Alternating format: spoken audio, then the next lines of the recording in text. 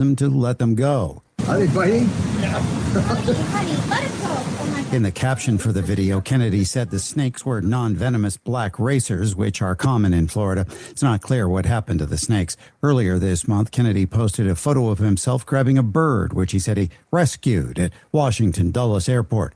I'm Michael Kastner. From America's News Network, USA Radio News. Maybe this is you too. There's enormous frustration right now with healthcare costs. It is amazing. Healthcare costs for families in the last 20 years have almost tripled, and it just keeps getting worse. All this to say, this is why MediShare is so in demand right now. People are looking for alternatives, and MediShare is proven. You can save thousands of dollars a year and actually like it more. Over 1 million Americans are now part of healthcare sharing, and MediShare is the gold standard. It's trusted, it works, it's been helping people save money and have peace of mind now for 30 plus years. It's not some big impersonal thing either. It's a community of people like you helping each other. So yeah, if you're frustrated too, here's your chance to make a refreshing change. You'll notice the difference as soon as you call. They're easy to talk to. You can get a price within 2 minutes. Here is the number. Call 855-SHARE-40. That's 855-SHARE-40. 855-SHARE-40. Ken Paxton has won the Republican primary runoff for the U.S. Senate in Texas. Speaking to reporters Tuesday night, the state attorney general praised his opponent, incumbent Republican Senator John Cornyn. John has dedicated much of his life to serving Texas. He's worked diligently for years to help Texas. And for that spirit of service to the Lone Star State and our nation, I'm very grateful. Thank you, John. It was just last week that President Trump announced his endorsement of Paxton, effectively turning the race on its head. Cornyn was seeking his fifth term, while Paxton represents what some see as a more MAGA loyalist candidate in a race that has divided Republicans. Paxton will face Democratic State Representative James Tallarico in the November midterms. I'm Mark Mayfield. FIFA is being subpoenaed by the attorneys general of New York and New Jersey over its World Cup ticket prices. It all comes as New York City offers a lottery system for discounted tickets to World Cup matches, while New Jersey officials call for their residents to get the same opportunity. That's painful for them.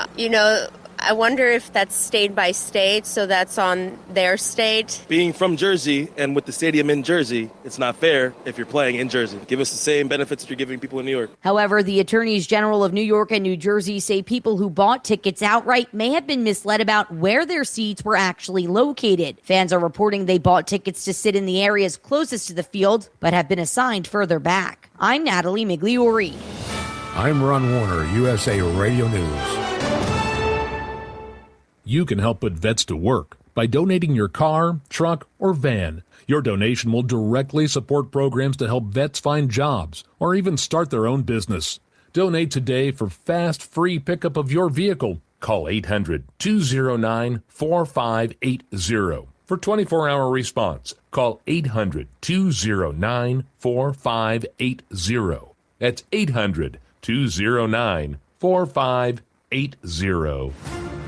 Dependable Lock Service is your source for replacement car keys, custom safes from Liberty Safe, and so many more lock and key services. With over 30 years of experience in lock and key industry, there's nothing Dependable Lock Service can't do for you. Whether you're looking for duplicate automotive chip keys, rekeying commercial and residential locks, or custom safe building, we've got you covered. Call 603-886-0559. Nashua's dependable lock services 24 hours a day, 7 days a week.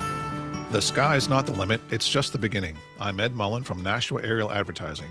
There's no better way to advertise your business and or message than high in the sky. How can you make your advertising budget work for you? By putting your ads up where they'll stand out. The sky is an uncluttered, impressive venue. You can put your message over a region or location to target your desired demographic. Put your ads where they're needed.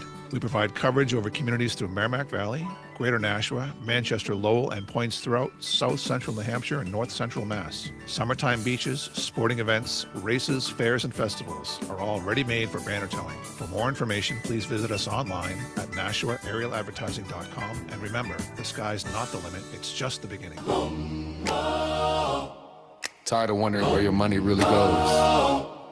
At Mammoth Nation, we built what was missing. The America First Marketplace. Every brand we feature is 100% American owned and operated. rigorously vetted for their values, and committed to supporting our Constitution, law enforcement, and the American dream. When you shop with us, your dollar stays in the neighborhood, supporting families, veterans, and charities like Folds of Honor.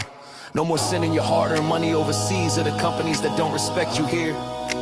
Your dollar reflects your values. Your dollar, your values, your America. Join Mammoth Nation today and be part of building a patriot economy by going to truckersunitedforfreedom.com affiliate page and hit that link. American built, America strong, Mammoth Nation.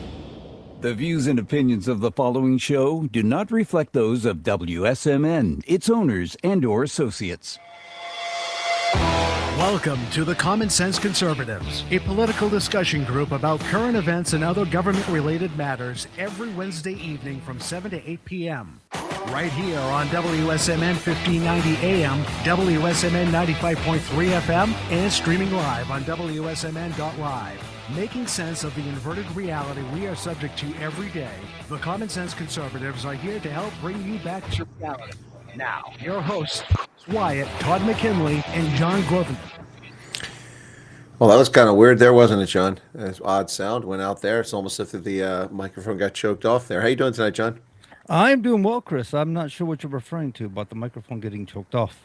Oh, no, the sound there at the end, it was kind of just did that. Maybe it was a glitch on my end, but maybe. Sound like what went out of the air just kind of went funky. But that's all right. People don't tune in to hear the opening. They tune in to hear what we've got to say. I hope. I hope that's why they tune in. If indeed we have something to say, what are we talking about tonight, I wonder? Well, I'm sure we'll get into that in just a second. But Todd will be with us in the second hour, I believe, correct? That's what he said. He has got a very important board meeting tonight, or a school board meeting, and so he could not make it this first hour, but he plans on being here for the second hour. Did you see that last night it was John Cornyn going down? We've had Massey go down. We had Bill Cassidy go down. Now Cornyn is down. Being against Trump seems to be a very bad position this year in Republican primaries.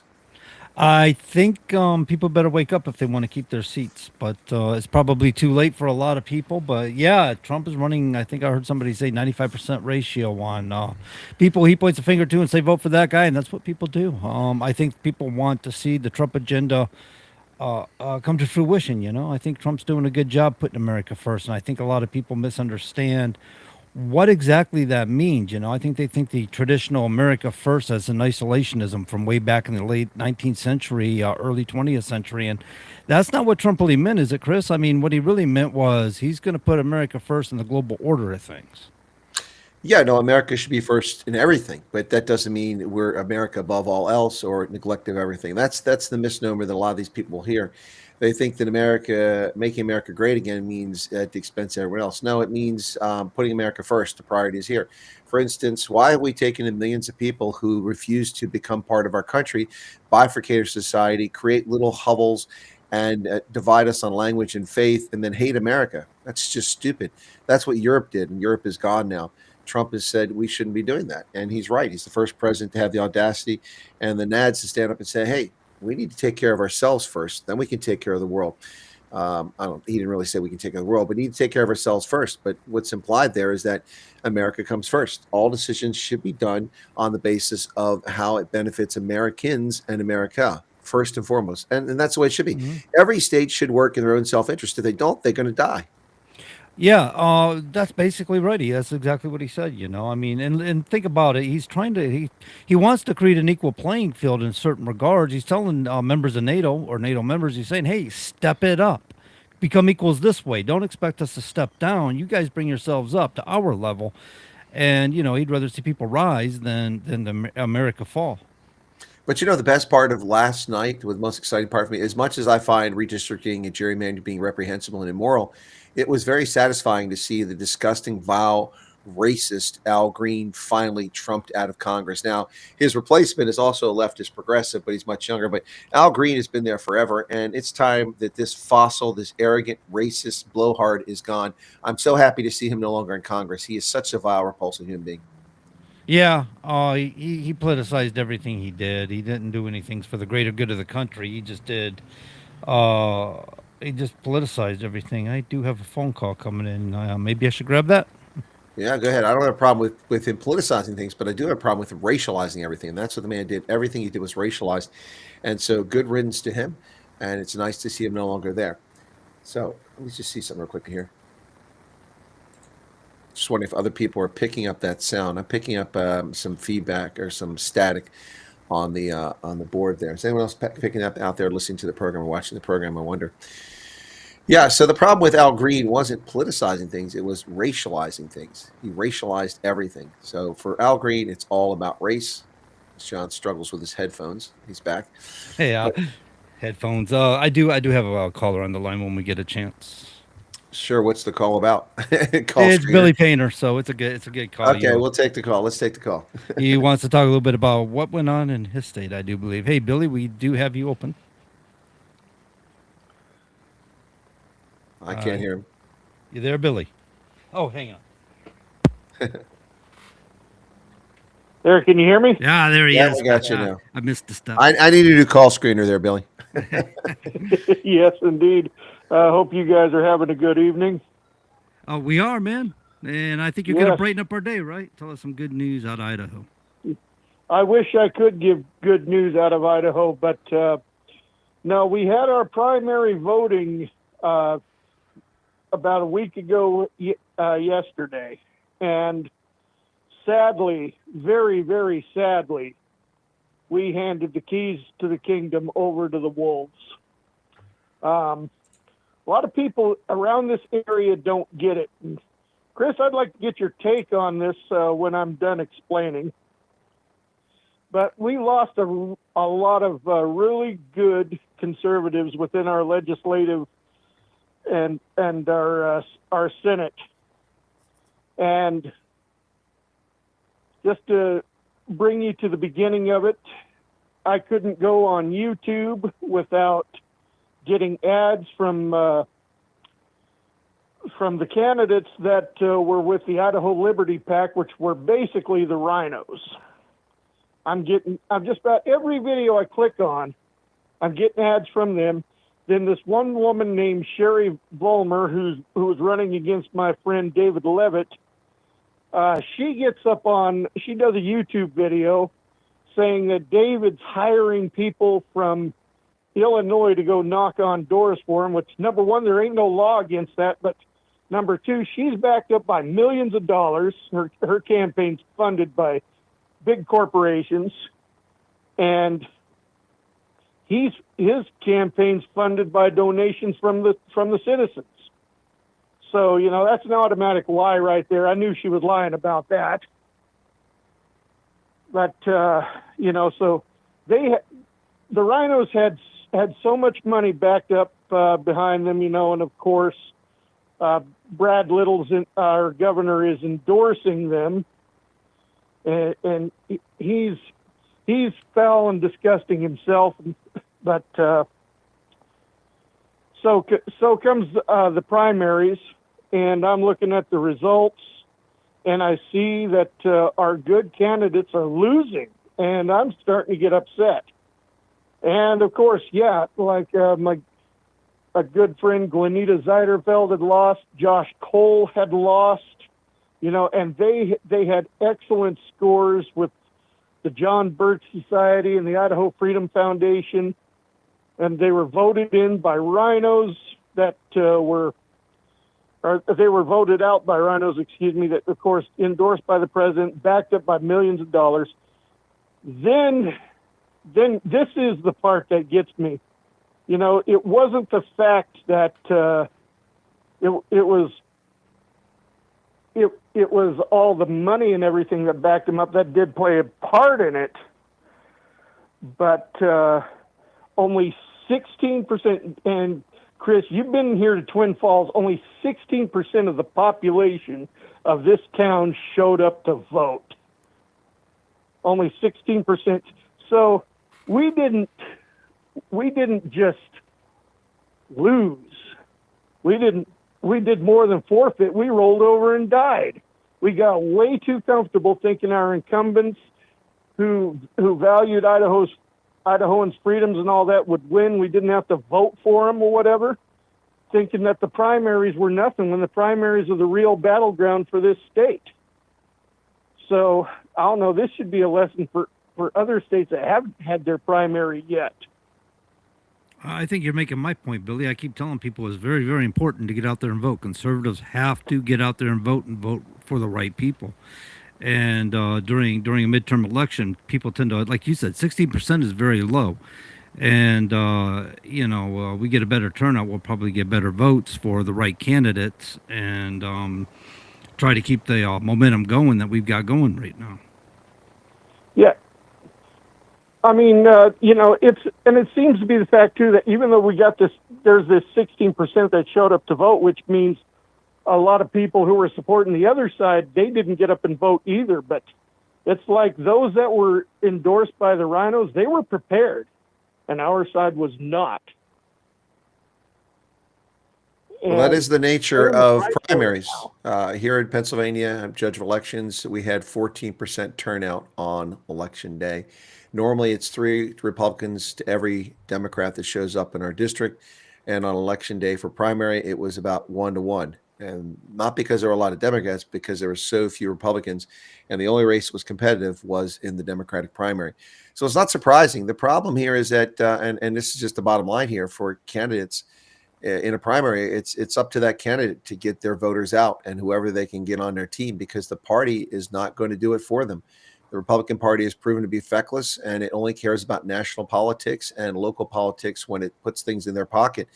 I mean, I've experienced that. Todd has experienced that running for office. We've seen just how dishonest the Republican Party can be at the local level. They're no different than Democrats. And if you are a conservative, you're going to have to get out and fight for yourself, because unless you're known nationally, you're not going to get that support. So in a primary, if you want to get out there and you want to stay in office, or you want to get reelected, you want to get elected the first time, you got to have a good ground game. And I knocked on 3,000 doors 2 years ago to no avail. Still came at a distant third in that race. Yes, and there's one other thing I'm going to tell you about, too, before I go. Is I was speaking with a friend of mine, and him and I both agreed that 2 years ago, the incumbent, Linda Hartgen, had to go. I mean, she's a reckless spender, and she also supports inappropriate material available to children in our public libraries and things like that, yet she claims to be a conservative. So him and I talked, we said, yeah, we agree, she's got to go. You know, him and I both voted for Josh Cole. Josh Cole got voted in 2 years ago and did well. Then his opponent this go-around was a gentleman by the name of Casey Swenson. I don't know much about Casey. I can't tell you anything about him except that his family is fairly wealthy, who owns a chain of stores around here called Swenson's Market. And I know that they're Mormon LDS. Well, I talked to my same friend, and he said, well, yeah, I had to vote out Josh because Mormons have to stick together. So he voted for Casey Swenson just because Casey's a Mormon. And I said, you voted for him based on your faith when we already had a good senator in there, and you voted him out just because a Mormon was running against him. So if Linda Hartgen had been a Mormon, would you have voted for her? You know, and then the conversation got nasty because he accused me of the very same thing, because the man who's running for governor, Mark Fitzpatrick, him and I share the same faith. And yes, I voted for Mark Fitzpatrick, but not based on faith, because I voted for Mark because, hey, Brad Little's doing a horrible job. So I learned right then and there that there's some religious cabals, especially the Mormons around here.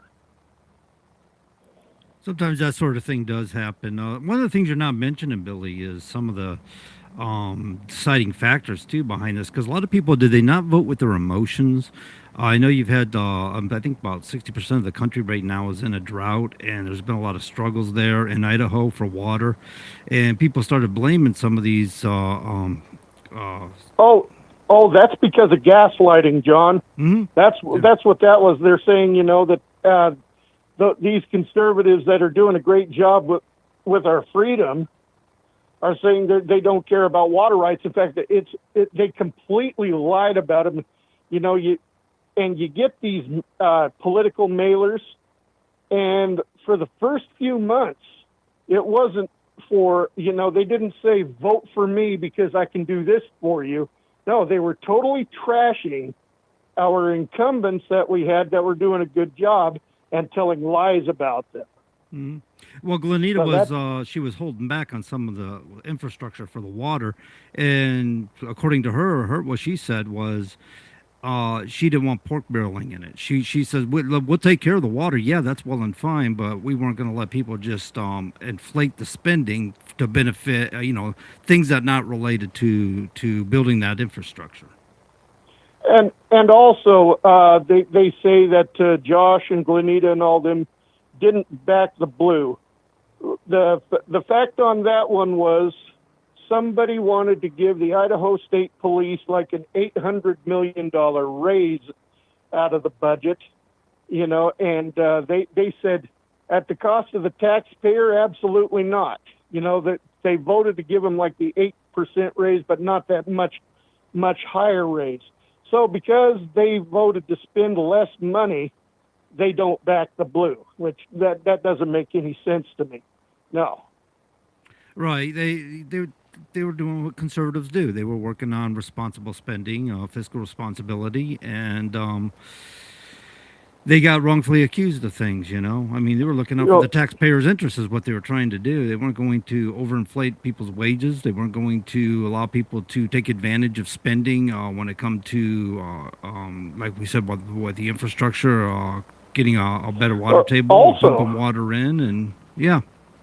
I mean, and then there's the fact of the proposed raise to every member of the House and Senate last year, and which was a 40% raise, and Glenita, Josh, and David, and all of them voted no on that, and they came forth and said that families are already hurting right now. Why should we take more away from them? We don't need to do this.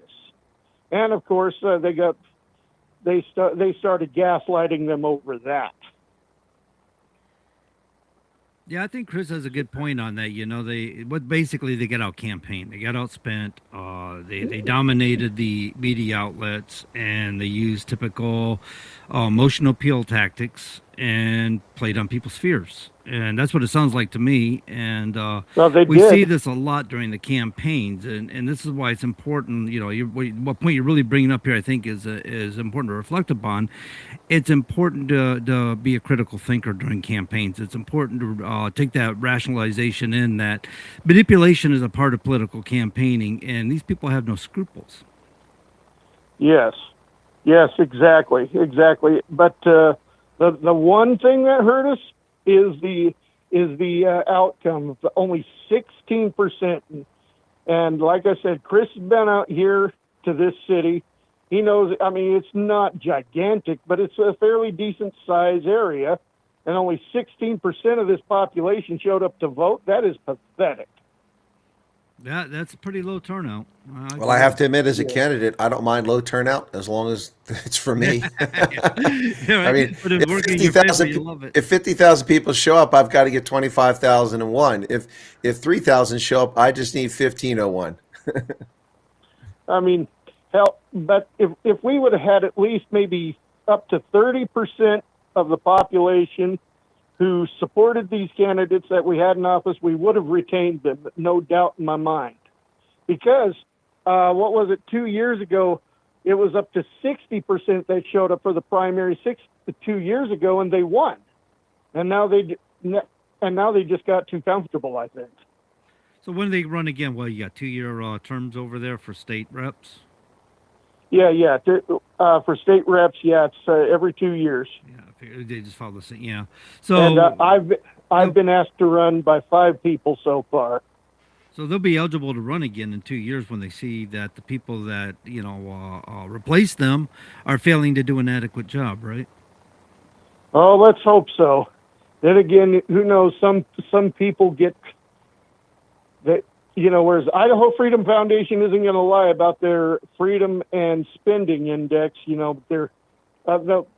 They find ways. Well, yeah, they chose to take away some of your freedom for for this very purpose, and people like, oh, okay, I understand, So you have some idiots like that. Yeah, Benjamin Franklin said it well, right? You give up freedoms. What? If you give up liberty for a little bit of security, you have or deserve neither. That was Thomas Jefferson. Yes, but you're right. That was Benjamin Franklin. Oh, was it? I'm pretty sure. It was one of the founding fathers, mind you. We both know that. They both may have said it at different times, but Benjamin Franklin's accredited for it, as far as I know. Yes. Anyway, I will let you guys continue. I just wanted to share that information. All right, man. Thank you for calling in. You bet. Well, it sounds like Billy's a bit upset about the outcome there in the primaries in Idaho. A lot of conservatives went down in defeat. But across the rest of the country, that is not how it went. It went very well for the MAGA crowd. Some really interesting things. Although one thing that's interesting, Chip Roy was defeated in Texas in his runoff. That was a little surprise to me, Chip Roy. But that's because he cuts against Trump because he's an ultra conservative. And when the Republicans tried to compromise, he was unwilling to compromise. And so it cost him. And so he's been taken out. Chip Roy is defeated. So a little bit of surprise here. Now, one thing I want to talk about tonight here, John, is I've never cottoned to the concept of paying property taxes. I mean, to me, that's just you're a slave to the state. I mean, how can you possibly have your property taken by the state when you don't pay property tax? I mean, it's ridiculous. You should pay it once when you buy it. And if you sell it, you can sell, capital gains, pay a capital gains tax. But owning property, you shouldn't be taxed on it. That's immoral. Florida's governor, Ron DeSantis, is introducing legislation into the Florida legislature to do away with property tax. Meanwhile, in New York, Kathy Hochul and the Demon Rats have just given Zoran the Moran just what he wants. They've put a pied-à-terre tax on luxury residences, and they're going to fleece millionaires and billionaires out of another $500 million a year. Of course, they need like $6 billion to balance their budget out. So this is just going to drive wealthy people out of the city. Stupid people should wear signs, John. Look, she's the same governor who was begging the millionaires and billionaires to come back to New York State after they ran them out. She's saying, we need your taxes. How do you beg people to come back after you tax them out of the state and tell them you need their taxes? It's ridiculousness. I mean, do they actually listen to themselves talk sometimes? No, they're so stupid. There's no common sense in anything they do. The hypocrisy is rank. It's just comical. But as I said, DeSantis wants to eliminate property tax for homeowners. You pay it when you buy it, and that's it. I think it's fascinating. He said taxing something that you own repeatedly, which is a property tax, is the worst way to do taxation. Also, I've always argued it's immoral. He said you pay all these taxes to acquire that property. Then year after year, you're just having to write a check just for the privilege of being able to maintain ownership on something that's supposedly yours. And that's the point I'm making here is that, it's ridiculous. I could pay off my mortgage, and if I don't come up with $10,000 a year, my home can be confiscated. What is that? That's like a head tax. That's what is this, Jim Crow era? Are we just taking people's property? This is ridiculous. I've never liked it. Some of the abuses, since you bring that up, some people prey on elderly people for that, because if elderly people can't afford their taxes, they'll go in and pay their taxes. And when they start paying their taxes, they have ownership over their home. Now, I don't know how it works as far as when they perish, do they get to take possession of the property, or does it go into a state? They just get paid back with interest what they paid. Various states may have various different laws on it, but I've heard of people basically taking people's homes that way. Yeah, I've heard of something similar. But I mean, the bottom line here is that, property taxes are frankly immoral, but it's how we've been paying for education for centuries now, well over a century.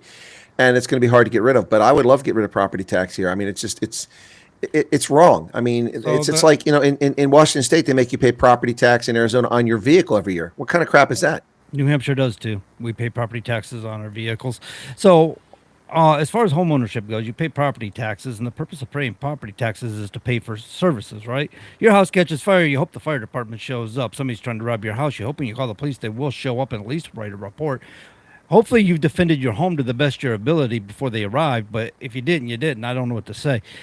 Maybe they can assist you once they get there. But the point is, we're paying for services. So what's the alternative, Chris? That's the question here. If you don't want to pay property tax, how do we raise the funds to pay for the service? Because I don't really want to get rid of the law enforcement and the fire department.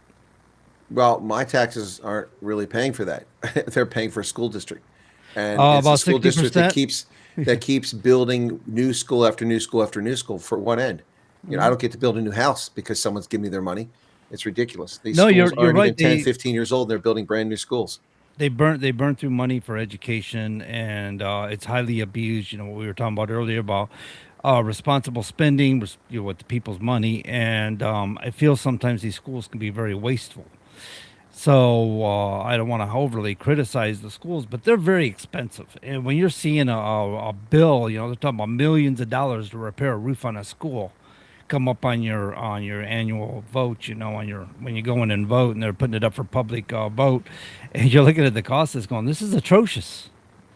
But the roof needs to be done one way or the other. Otherwise, you're going to suffer more damages and have higher repairs. But the point is, it's so darned expensive. We're paying about, I think in New Hampshire, it's about 61% of our taxes between the state and local taxes just to support the education system. Yeah, that's what I'm talking about. It's crazy. It's one of the viewers on my program commented, said that I'm a conservative, less taxes, small government. Well, we agree there. This bunch of Republicans borrow too much and spend too much. They're not Reagan Republicans. Reagan's not a Reagan Republican. You're not very familiar with history. Reagan tripled the federal deficit during his 8 years in office, from $995 billion to $3 trillion. He tripled the deficit. I'm a huge Reagan fan, but people seem to forget that he was senile his last 2 years in office, and the Iran-Contra affair, as well as the Marine Corps barracks bombing in Beirut in 1983.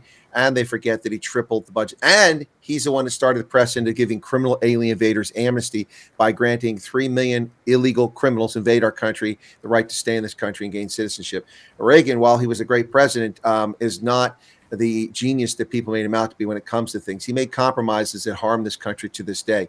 That's the bottom line. So I appreciate that the viewer and listener loves Reagan.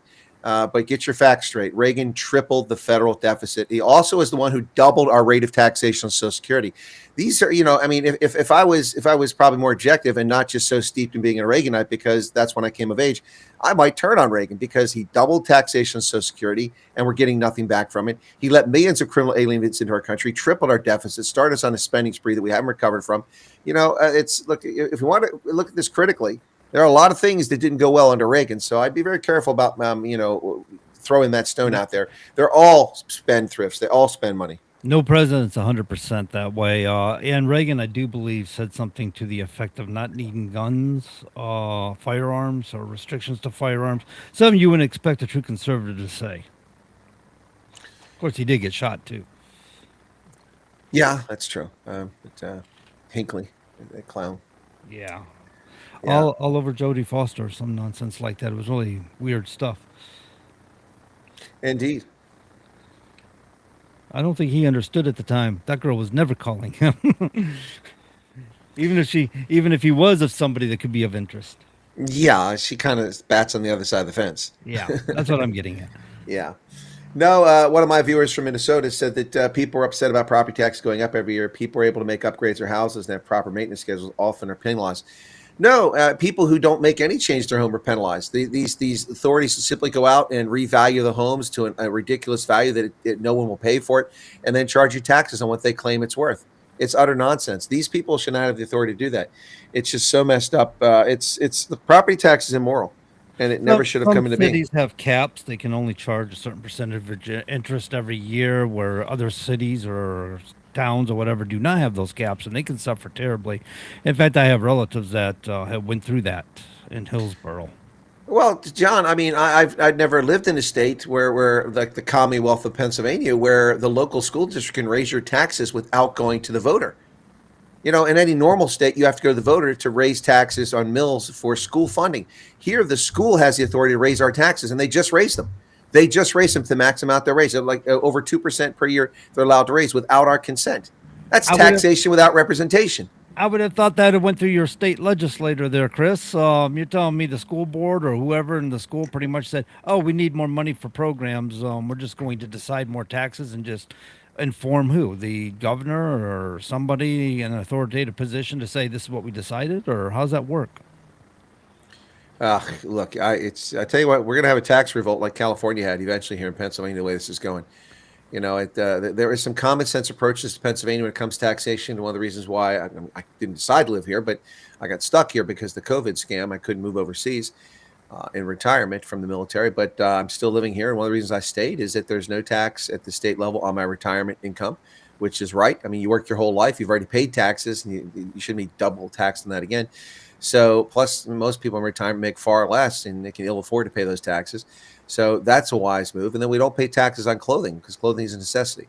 But this property tax and allowing locations, plus they have a head tax here. I have to pay a per capita tax. Every adult in your house, you have to, and then I think it's one from my understanding, you have to pay so much money every year to the local county. And then it's just, look, it's they get you one way or another. It's out of control. We're still paying for the Pennsylvania Turnpike, which was paid off nearly 100 years ago. It was paid off 80 years ago. The initial cost of it was paid off, and now we're still paying. And there aren't even people out there taking tolls anymore. Now they charge you like $70 to drive across the state. It's outrageous. Wow. I thought One it was way. more than that. Try driving an 18-wheeler across that state. It's expensive. Oh, I know. But I thought that was user funded. I mean, you mean to tell me that they're still taxing you for an interstate that they charge a toll on? Yeah, and on top of that, it's a turnpike, and on top of that, we have the second highest gasoline tax in the country. We pay 78 cents, I think it is in total, when you add the 16 cents of federal tax. So look, I mean, they just get you left and right. All those taxes are there, but you know what? I mean, at least you can make an argument for that. You're using the roads. You make an argument for some of these taxes and fees, but for taxing someone's property, that's just wrong. So you have to have an income just to own your property, which means you don't own it. You're a slave to the state. That's the bottom line. Here's the conflict, though, that I see is you have businesses they want to bring into their state, so they'll lower taxes for businesses to draw attention to their state and bring those businesses in. So they offset that by charging higher taxes on residents. At least that's the way I see it. Well, it depends on the situation. South Carolina did that to bring in Mercedes-Benz and BMW to do manufacturing down there, Alabama. So yeah, it just depends. But the thing is that, again, we've had this conversation before. If I was in charge of the federal government, I would eliminate the corporate tax. Just gone. It's only a few $100 billion a year, $600 billion a year. Out of $8 trillion, $9 trillion budget, that's nothing. Just cut back 10% spending by every executive branch agency, and you've more than paid for that 3 times over just from the start. So I would do that immediately, and that would be a huge boon for America. And that would spark investment and bring money back here. And companies would come and settle in these other states. They wouldn't have to give tax breaks because they just got a federal tax break, and they save, 21% is the federal tax rate now. It used to be 35%. So yeah, that would be the first move, and that's just going to generate so much money, so much wealth, and repatriate money. When Trump lowered the federal tax rate for corporations in the first term, trillions of dollars of money parked in offshore accounts owned by banks and by chip manufacturers and car manufacturers all flooded back into the country. And if we simply got rid of that tax, we would be much more competitive in Canada. Canada cannot compete with us. Canada has a 12% national income tax on businesses. Some of the provinces tack on their own, so the highest is like 18%. And that's still lower than our 21%, which used to be 35%. There's a reason why all our car manufacturing is in Ontario now. And it's not because we like Canada. It's because their taxes were lower. And so they stopped making cars in Detroit and moved across the Great Lakes to Ontario because there was no tariffs to bring it into the country. And they basically outsourced all of our jobs to Canadians. So all those people always try to play this game about racism, about outsourcing. No, we gave it to a bunch of white Canadians. We gave our jobs up to them. Not just to brown Mexicans, but to white Canadians. So the people want to play this race card need to pay attention. It's about making America great again. And you do that by onshoring jobs, onshoring investment, onshoring things. And you do that by making taxes reasonable. A 10% flat tax is all Americans should be paying on their income to the federal government. States are allowed to have income tax, but they need to have a reasonable, not like New York and California where they fleece you. But Pennsylvania is a 3% income tax. That is reasonable. I don't like paying it, but it's reasonable. I think that's fair. Well, 3% doesn't sound terribly bad compared to what some places pay. Luckily, here in New Hampshire, we managed to keep income tax out of the state. We don't have sales tax, although there's movements here in New Hampshire to bring forth income tax and sales tax and things like that.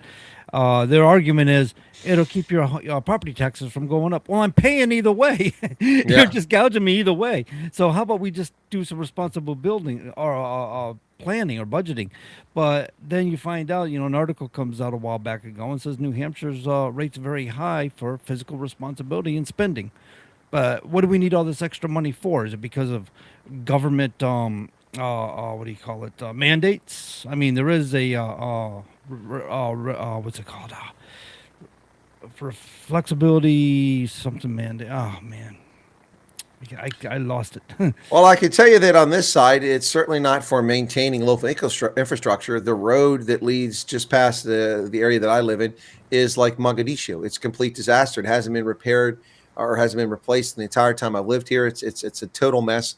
And it also, there's no responsible growth. It's out of control. We got 650 units of very expensive apartment complexes going in less than half a mile from my house. And it's already created a traffic snarl that was never here before. Those were farm fields, and now they've been stripped away to build this stuff. The traffic volume, the irresponsible growth, and the amount of tax money flooding into the township is just outrageous. There are well over 1,500 additional houses built here just in the past couple houses, not apartments, just in the past couple of years. Each one of those houses is valued at $300,000 to $500,000 or more. That means they're all paying $5,000 to $10,000 in property tax, and 2/3, if not 3/4 of those are families that have no children in the household. So they are making money hand over fist in this township and not repairing our roads, not repairing our services, not delivering services. And the school is taking more money out of our pocket, even though school enrollment is not even going anywhere. And all this money, we should be getting tax breaks with all the additional tax revenues come in. But what happens is, like any bureaucrats, the money comes in, they find a way to spend it. Well, I have a way to spend money. You put me in charge of government, I will reduce the cost of government. We will deliver services efficiently, effectively, and I will return the tax money to the taxpayer that is not needed. That's how you do business. But no, that's not what politicians do. Yeah, I was trying to refer to earlier the Regulatory Flexibility Act to reduce the cost of burdens on states and businesses every time they create some sort of mandate requiring things like boat launch. I was sitting there listening to Hudson, the town meeting, and they're talking about how, according to the EPA, we have to upgrade their Robertson Pond with the boat launch and this and that, and the millions of dollars we have to spend because some sort of pollution might come out of Robertson Pond and go down the brook and to, because it runs down, I think, to the Merrimack River or something in Massachusetts. But, so they make these mandates that cost huge sums of money, and there's a threshold in which when they make a mandate like this that they can only put the burden at a certain amount of money. I forgot what the millions of dollars it is at the current time, but so that they're supposed to take these things into regard, but it doesn't seem like the government does anything it's supposed to do. No, well, it rarely does what it's supposed to. That's for darn sure. It's just frustrating. Anyway, so New York is fleecing people out of $500 million. It won't even address the problem. All it's going to do is drive the wealthy out of the state. And as you said, Hochul is this idiot who begged wealthy New Yorkers to come back, and now she's just chasing them out of town. I see what you said to this guy. Oh, man. Yeah, because I was wondering what he was trying to say. He sounds like socialism. I'm going, how does asking for less taxes sound like socialism? Just because communists do it doesn't mean that it's socialism or communism because you want less taxes. Well, I mean, that's I didn't mention. It's a silly argument that's being proposed here. Less taxes is not communism. And communism is not about less taxation. Communism is about fascist totalitarian control, state control of everything. That's what communism is all about. State-owned, yeah. Yeah, that's right. So anyway, no, I just advise the person to do something for their health. You shouldn't be smoking crack cocaine while watching the program. It's bad for your health. Yeah. And so he lights up a cigarette. That's funny. Yeah, it gives you an emoji of a cigarette. That's funny. Yeah, no, look, I mean, people come with non sequiturs all the time. It's like the comment the gentleman made earlier about, I'm a Reaganite. And Reagan didn't spend money. Reagan spent money like a drunken sailor. We went from a 300 to a 650 ship Navy, which I had no problem with.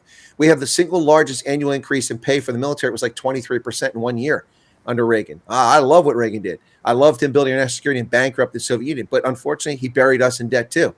The numbers look silly and trivial today when we have 40 trillion in debt, but he took us from less than $1 trillion, broke the $1 trillion barrier, and took us to 3 trillion under him. So, I mean, people like to be good revisionists, but they forget the history. But the problem is I was there. I lived it. And even if I hadn't, I'm a good historian and know how to research and analyze data properly.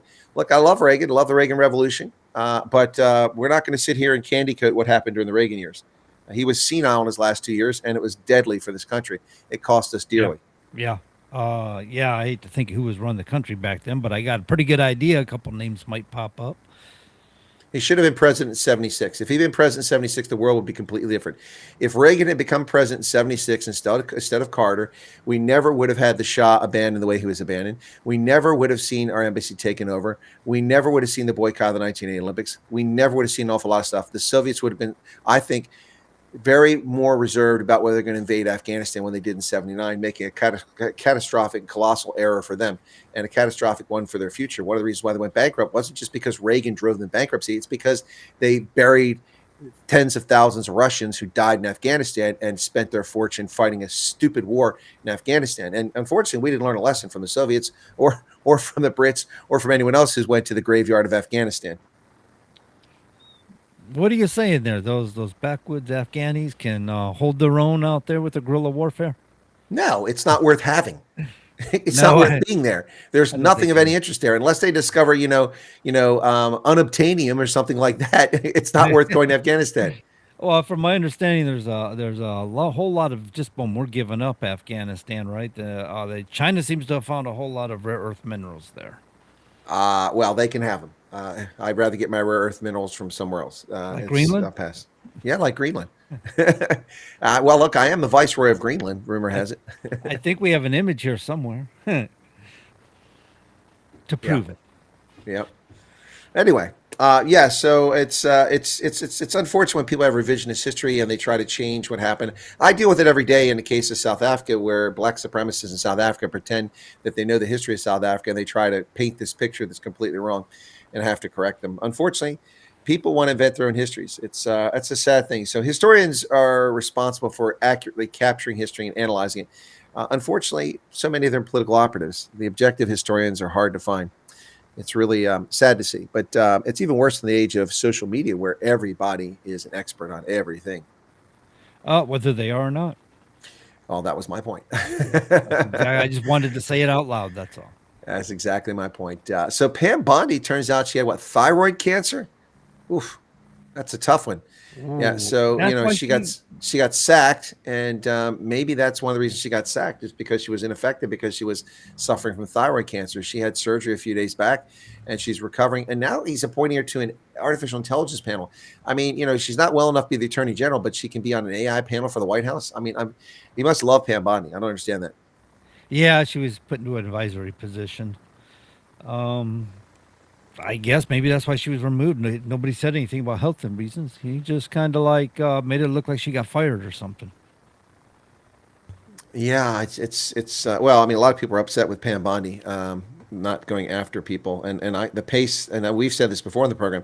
I'm not happy at the pace of going after the people responsible for obstructing justice and for using the Constitution against Americans and silencing our voices. The First Amendment rights were crushed by the Biden regime.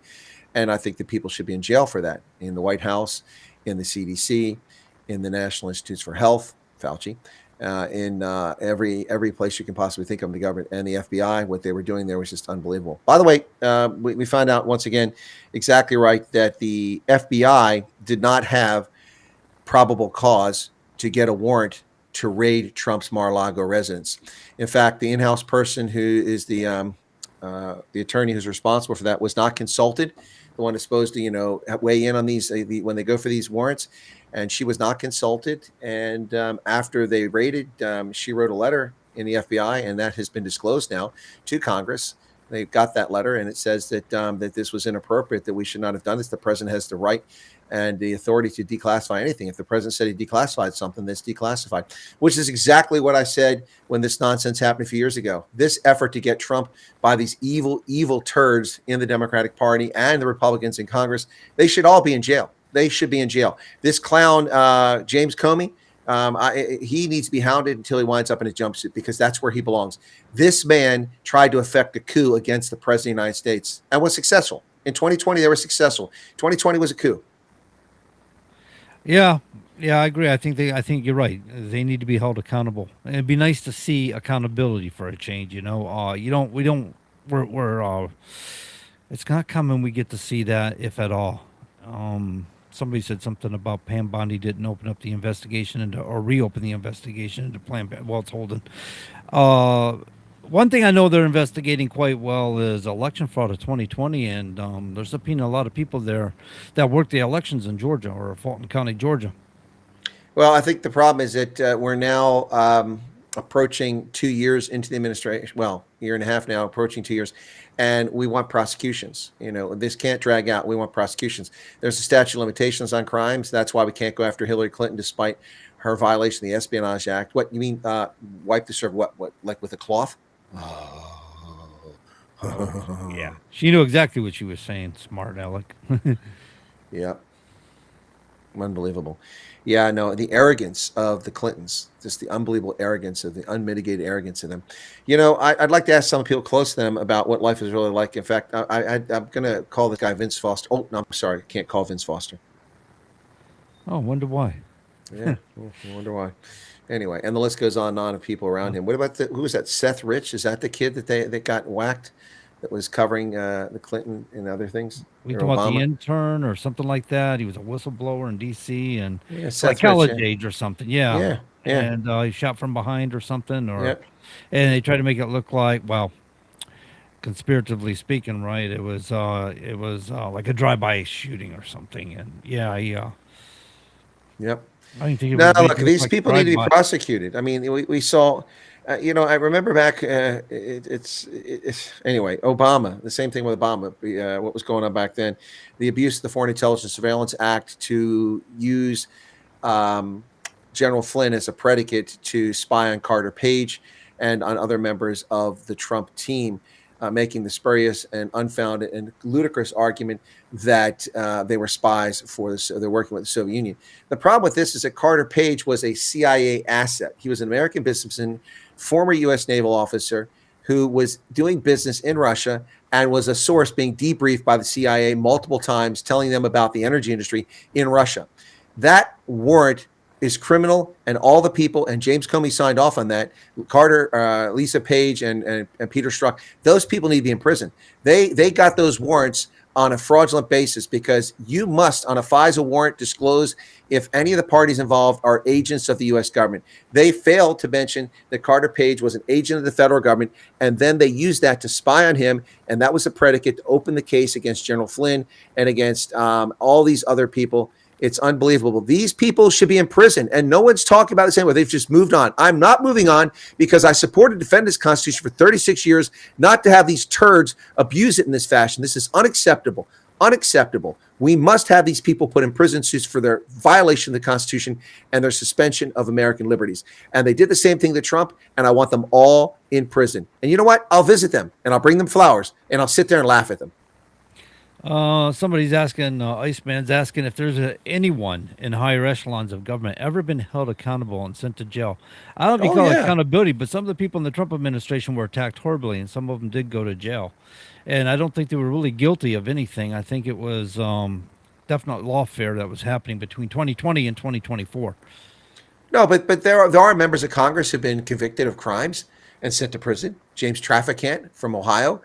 We also had the clown from Louisiana. Remember when they had the hurricane down there and the big one, and he wanted to take the National Guard, get him to go back to his house, and he opened up the freezer and took out stacks of cash that he had in there. Remember that? Yeah. He was prosecuted for that. Away in his freezer. That's funny. Yeah, exactly. That one.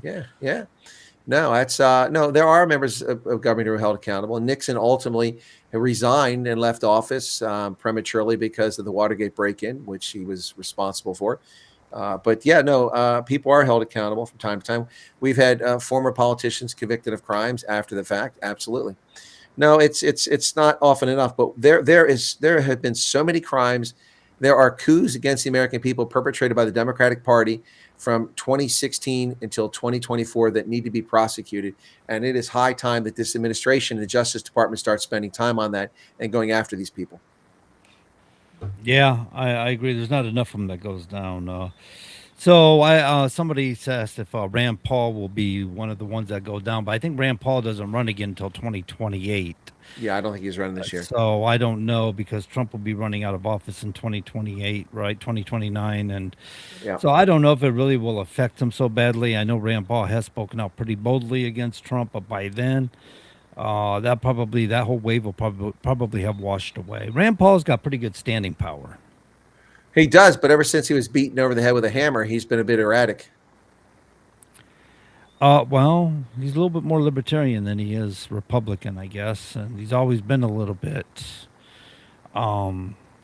staunch for liberty and responsibility, and he's never been big on compromise. I don't think Rand Paul's that far different than he might be a little bit more erratic. I'm not sure that I see what you're saying on that, but he's always been outspoken. He was the filibuster of filibusters. That guy, he could sit there all day long and filibuster, not even break a sweat.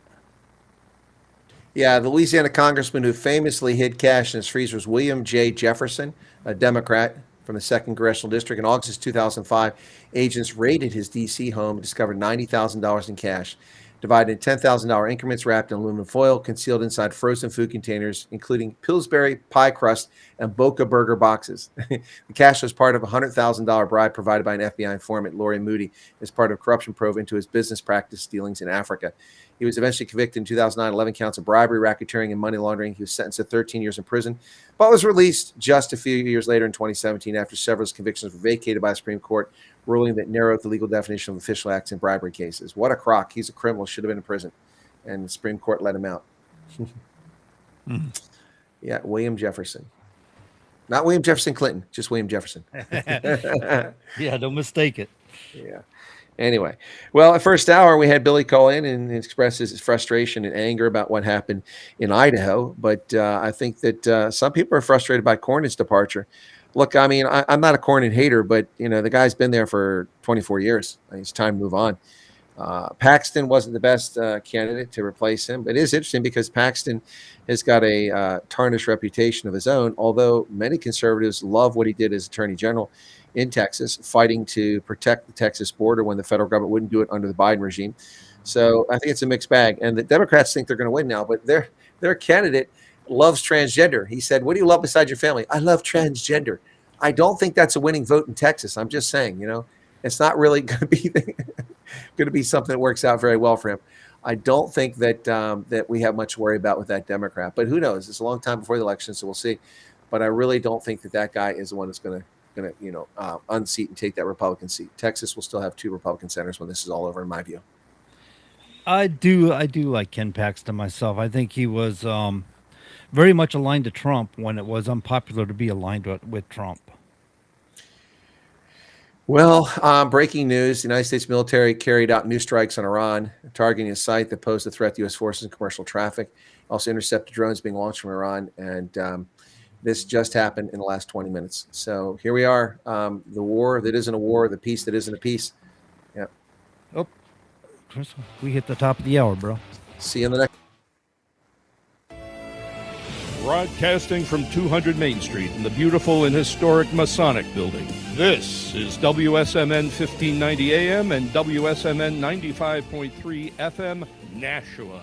Streaming live at wsmn.live. USA Radio News, I'm Anthony Lucero. It looks like they want to just make a deal. They I don't think they have a choice. They're just going back to the internet because they're getting clobbered. Their economy is in free fall. They have 250% inflation. President Trump says the U.S. is not satisfied with Iran's proposed deal and warned the military may have to finish the job if talks fail. They're negotiating on fumes. So we'll see what happens. Maybe we have to go back and finish it. Maybe we don't. And repeated that Iran cannot be allowed to obtain a nuclear weapon.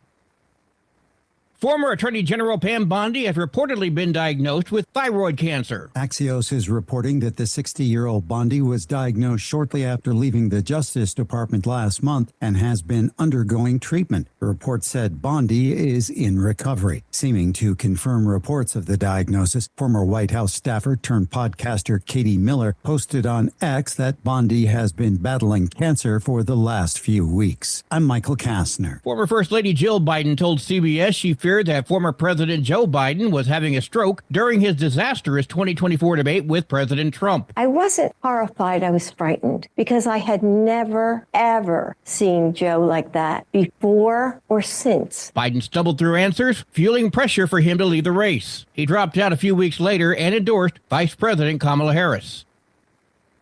Oil and gas prices are falling as hopes grow for a U.S.-Iran peace deal and the possible reopening of the Strait of Hormuz, a key global oil shipping route. Financial analyst Doug Flynn. The panic premium is out, but, it's not pricing in peace just yet. He says prices remain well above pre-war levels despite recent declines tied to easing tensions. Wall Street closed with record highs. At the closing bell, the Dow added 182 points, the S&P 500 gained 1 point, and the Nasdaq rose 18 points. I'm Sarah Lee Kessler. From America's News Network, USA Radio News. Maybe this is you too. There's enormous frustration right now with healthcare costs. It is amazing. Healthcare costs for families in the last 20 years have almost tripled, and it just keeps getting worse. All this to say, this is why MediShare is so in demand right now. People are looking for alternatives, and MediShare is proven. You can save thousands of dollars a year and actually like it more. Over 1 million Americans are now part of healthcare sharing, and MediShare is the gold standard. It's trusted, it works. It's been helping people save money and have peace of mind now for 30 plus years. It's not some big impersonal thing either. It's a community of people like you helping each other. So yeah, if you're frustrated too, here's your chance to make a refreshing change. You'll notice the difference as soon as you call. They're easy to talk to. You can get a price within 2 minutes. Here is the number. Call 855-SHARE-40. That's 855-SHARE 40. 855-SHARE-40. Tired of wondering where your money really goes? At Mammoth Nation, we built what was missing. The America First Marketplace. Every brand we feature is 100% American owned and operated, rigorously vetted for their values and committed to supporting our Constitution, law enforcement, and the American dream. When you shop with us, your dollar stays in the neighborhood, supporting families, veterans, and charities like Folds of Honor. No more sending your hard-earned money overseas to the companies that don't respect you here.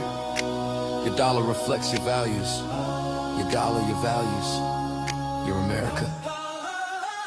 Join Mammoth Nation today and be part of building a patriot economy by going to TruckersUnitedForFreedom.com affiliate page and hit that link. American built, America strong, Mammoth Nation.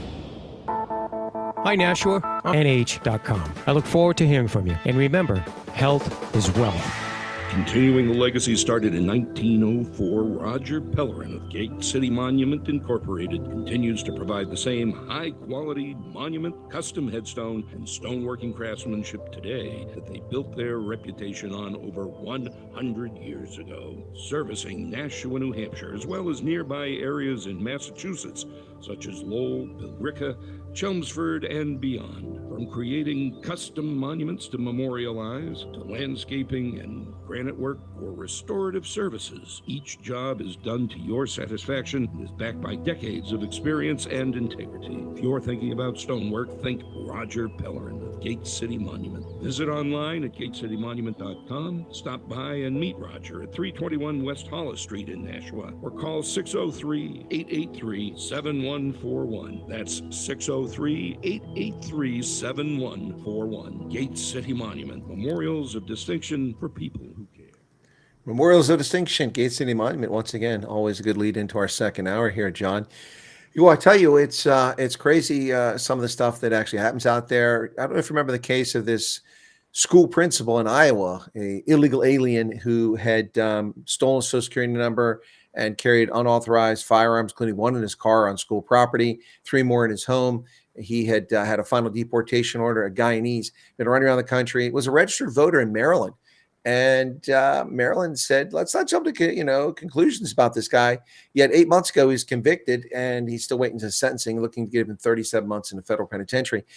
This guy is still on the voter rolls in Maryland. They double checked again this week, and this Ian Roberts guy is still listed as a authorized voter, a registered voter in Maryland, and they refused to take him off the rolls, even though he's a convicted criminal who is awaiting his sentencing in federal court. It's unbelievable.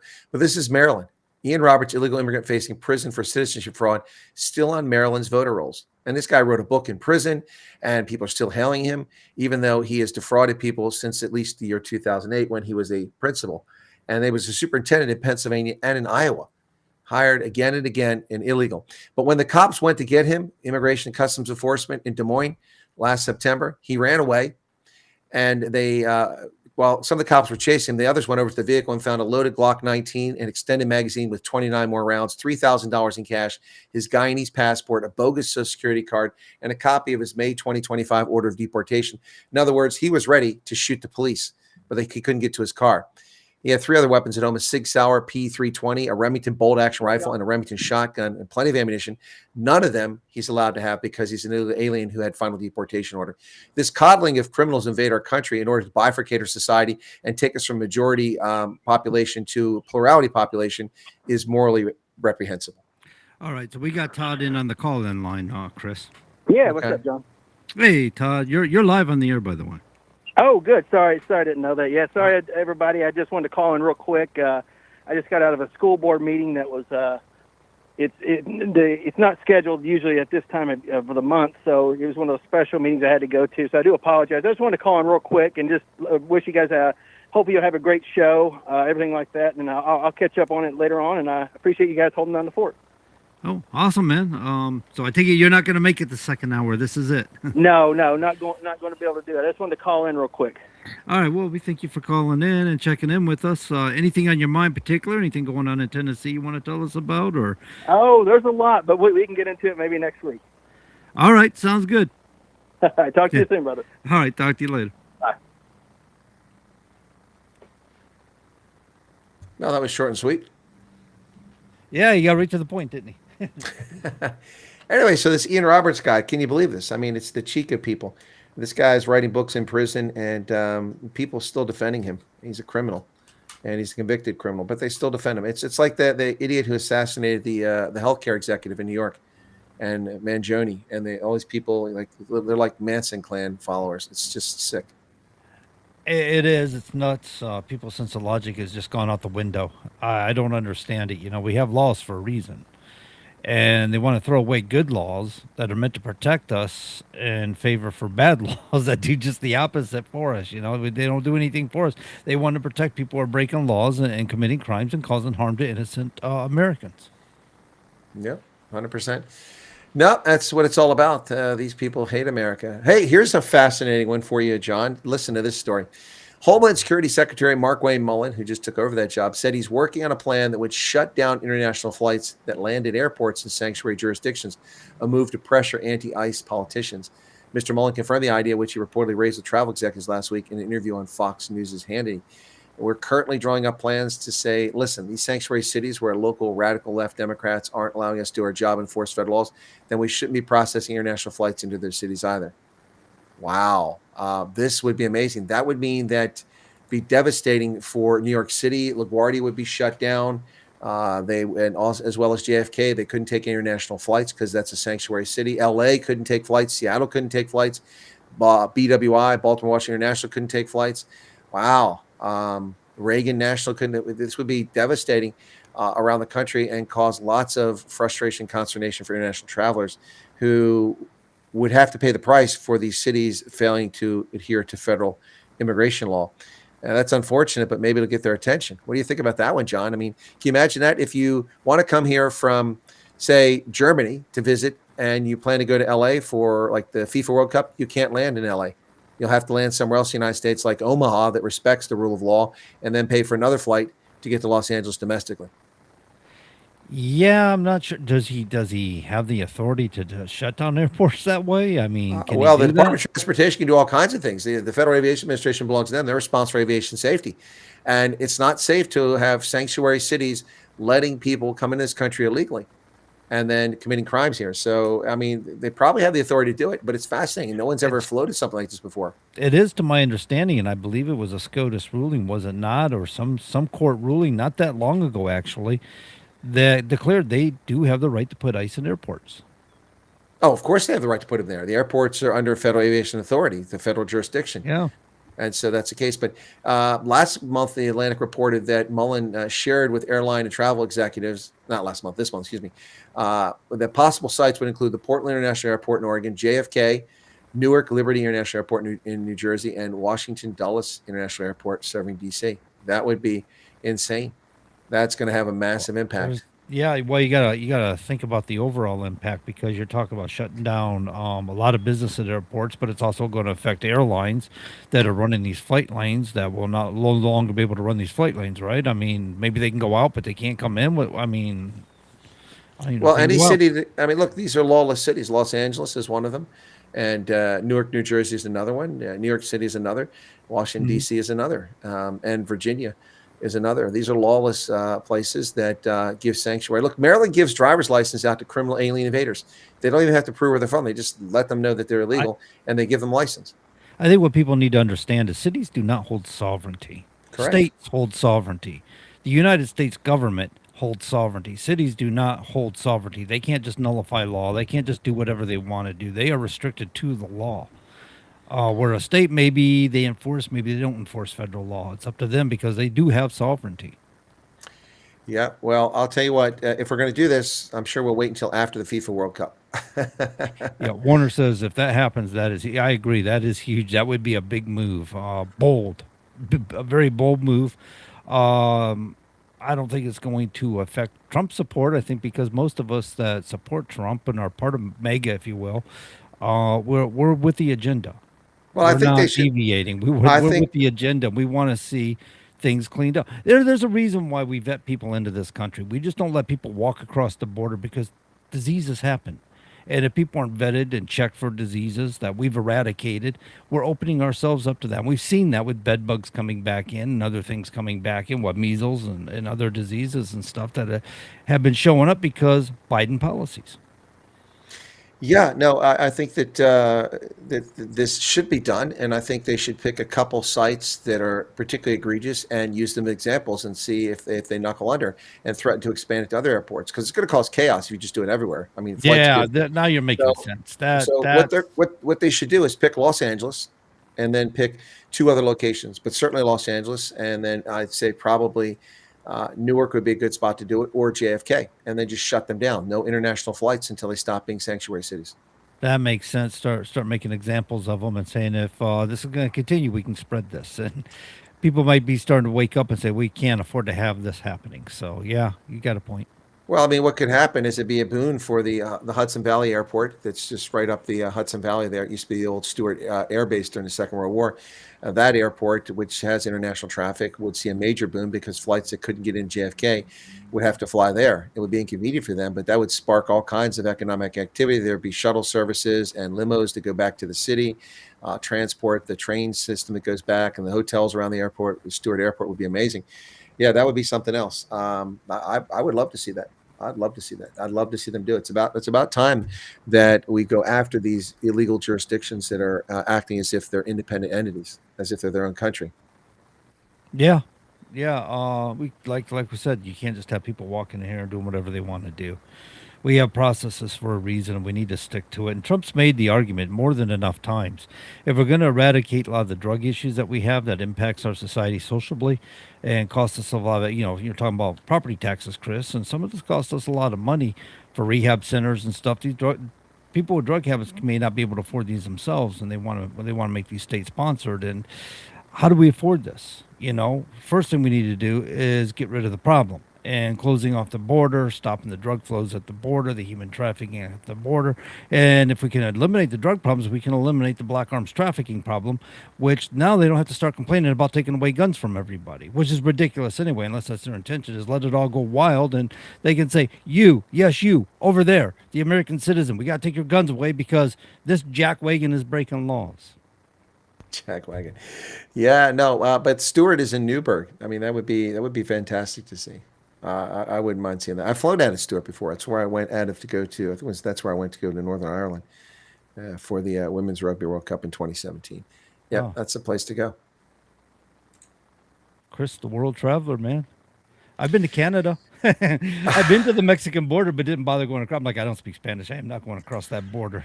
I've been to Mexico. You're not missing anything. Yeah, they just got entertainment spots. We'll call it that. They often refer to as Boys Town over there, drinking establishments that are controlled by cartels and stuff. And it's not the scene I want to be in. Yeah, there's nothing in Mexico that appeals to me. I've already been to see the Mayan ruins, and that's all I need to see. Well, that might have been nice. The Aztecs city is wiped out by the Spanish, so that's no longer there. So there's not really anything left for me to see. The House Democrats have announced a bill to block Trump's arch. They're trying to stop that arch, and they're going to do their best to do it. These are shameful people. They hate America. House Democrats. What are we talking about? You talking about because they're trying to build the octagon at the White House for the? No. The Triumphal Arch he wants to build on the man-made island that's overlooking. It's between Arlington National Cemetery and the Lincoln Memorial. On that little island there, there's a roundabout that's there to circulate traffic, and he wants to put it right in the middle of that. It's brilliant. But today they announced legislation to block his 250-foot Triumphal Arch, which will be built on parkland just inside Washington's boundaries and tower over nearby Arlington National Cemetery. Actually, it's not inside Washington's boundaries. It's in Virginia. So I don't know how that's inside Washington's boundaries unless they consider that man-made island part of D.C. The Washington Post has taken a look at this the legislation. It will bar construction of an arch on a small island where Trump seeks to build a project, as well as prohibit the use of federal funds for the project. Also prohibit construction of a large arch or similar structure on other Washington area parkland unless the project receives congressional approval. But the problem that the Democrats have is that this project's already been approved over 100 years ago by Congress. Congress approved it to build 166-foot tall columns on the island, and Trump is simply going to build 166-foot tall arch, but then it's going to be on this pedestal, so it takes up 250 feet. This pedestal and statuary, so total height of 250 feet. It's kind of like the Arc de Triomphe. It's just absolutely brilliant. I can't wait to see it. I want it to go up, and these people just hate America. Imagine if these scumbags were in charge of America. We'd have no Lincoln Memorial. We'd have no Washington Monument. Nothing like that. The Jefferson Memorial wouldn't exist. They wouldn't exist because they hate America. Yep. There's actually some veterans who are suing to block this, but they have no standing. This is not part of Arlington National Cemetery, and they say it blocks the view. Blocks the view? No, it doesn't. I've been in Arlington National Cemetery. I've never seen that roundabout from the cemetery. You don't notice it. Now you'll see the arch. I think that's beautiful. But these are just hateful people, hateful people. So I can't wait to see this thing built. It's amazing. It's going to be awesome. So you're telling me Trump's going forward anyway, sort of like the reflecting pond. They can complain all they want to, but that pond is getting done. Yeah, it's being painted right now. In fact, I'm looking at a photograph of the whole thing from above and where the arch is going to be. It's just going to be monumental. It's amazing. It's these people are just nasty. The mall, people forget in the 1930s was cattle were grazing there. And now we've got the Lincoln Memorial, we've got the Washington Monument on there. Of course, that's been there longer than that. And it goes all the way down to Capitol Building, the Smithsonian fences and on both sides.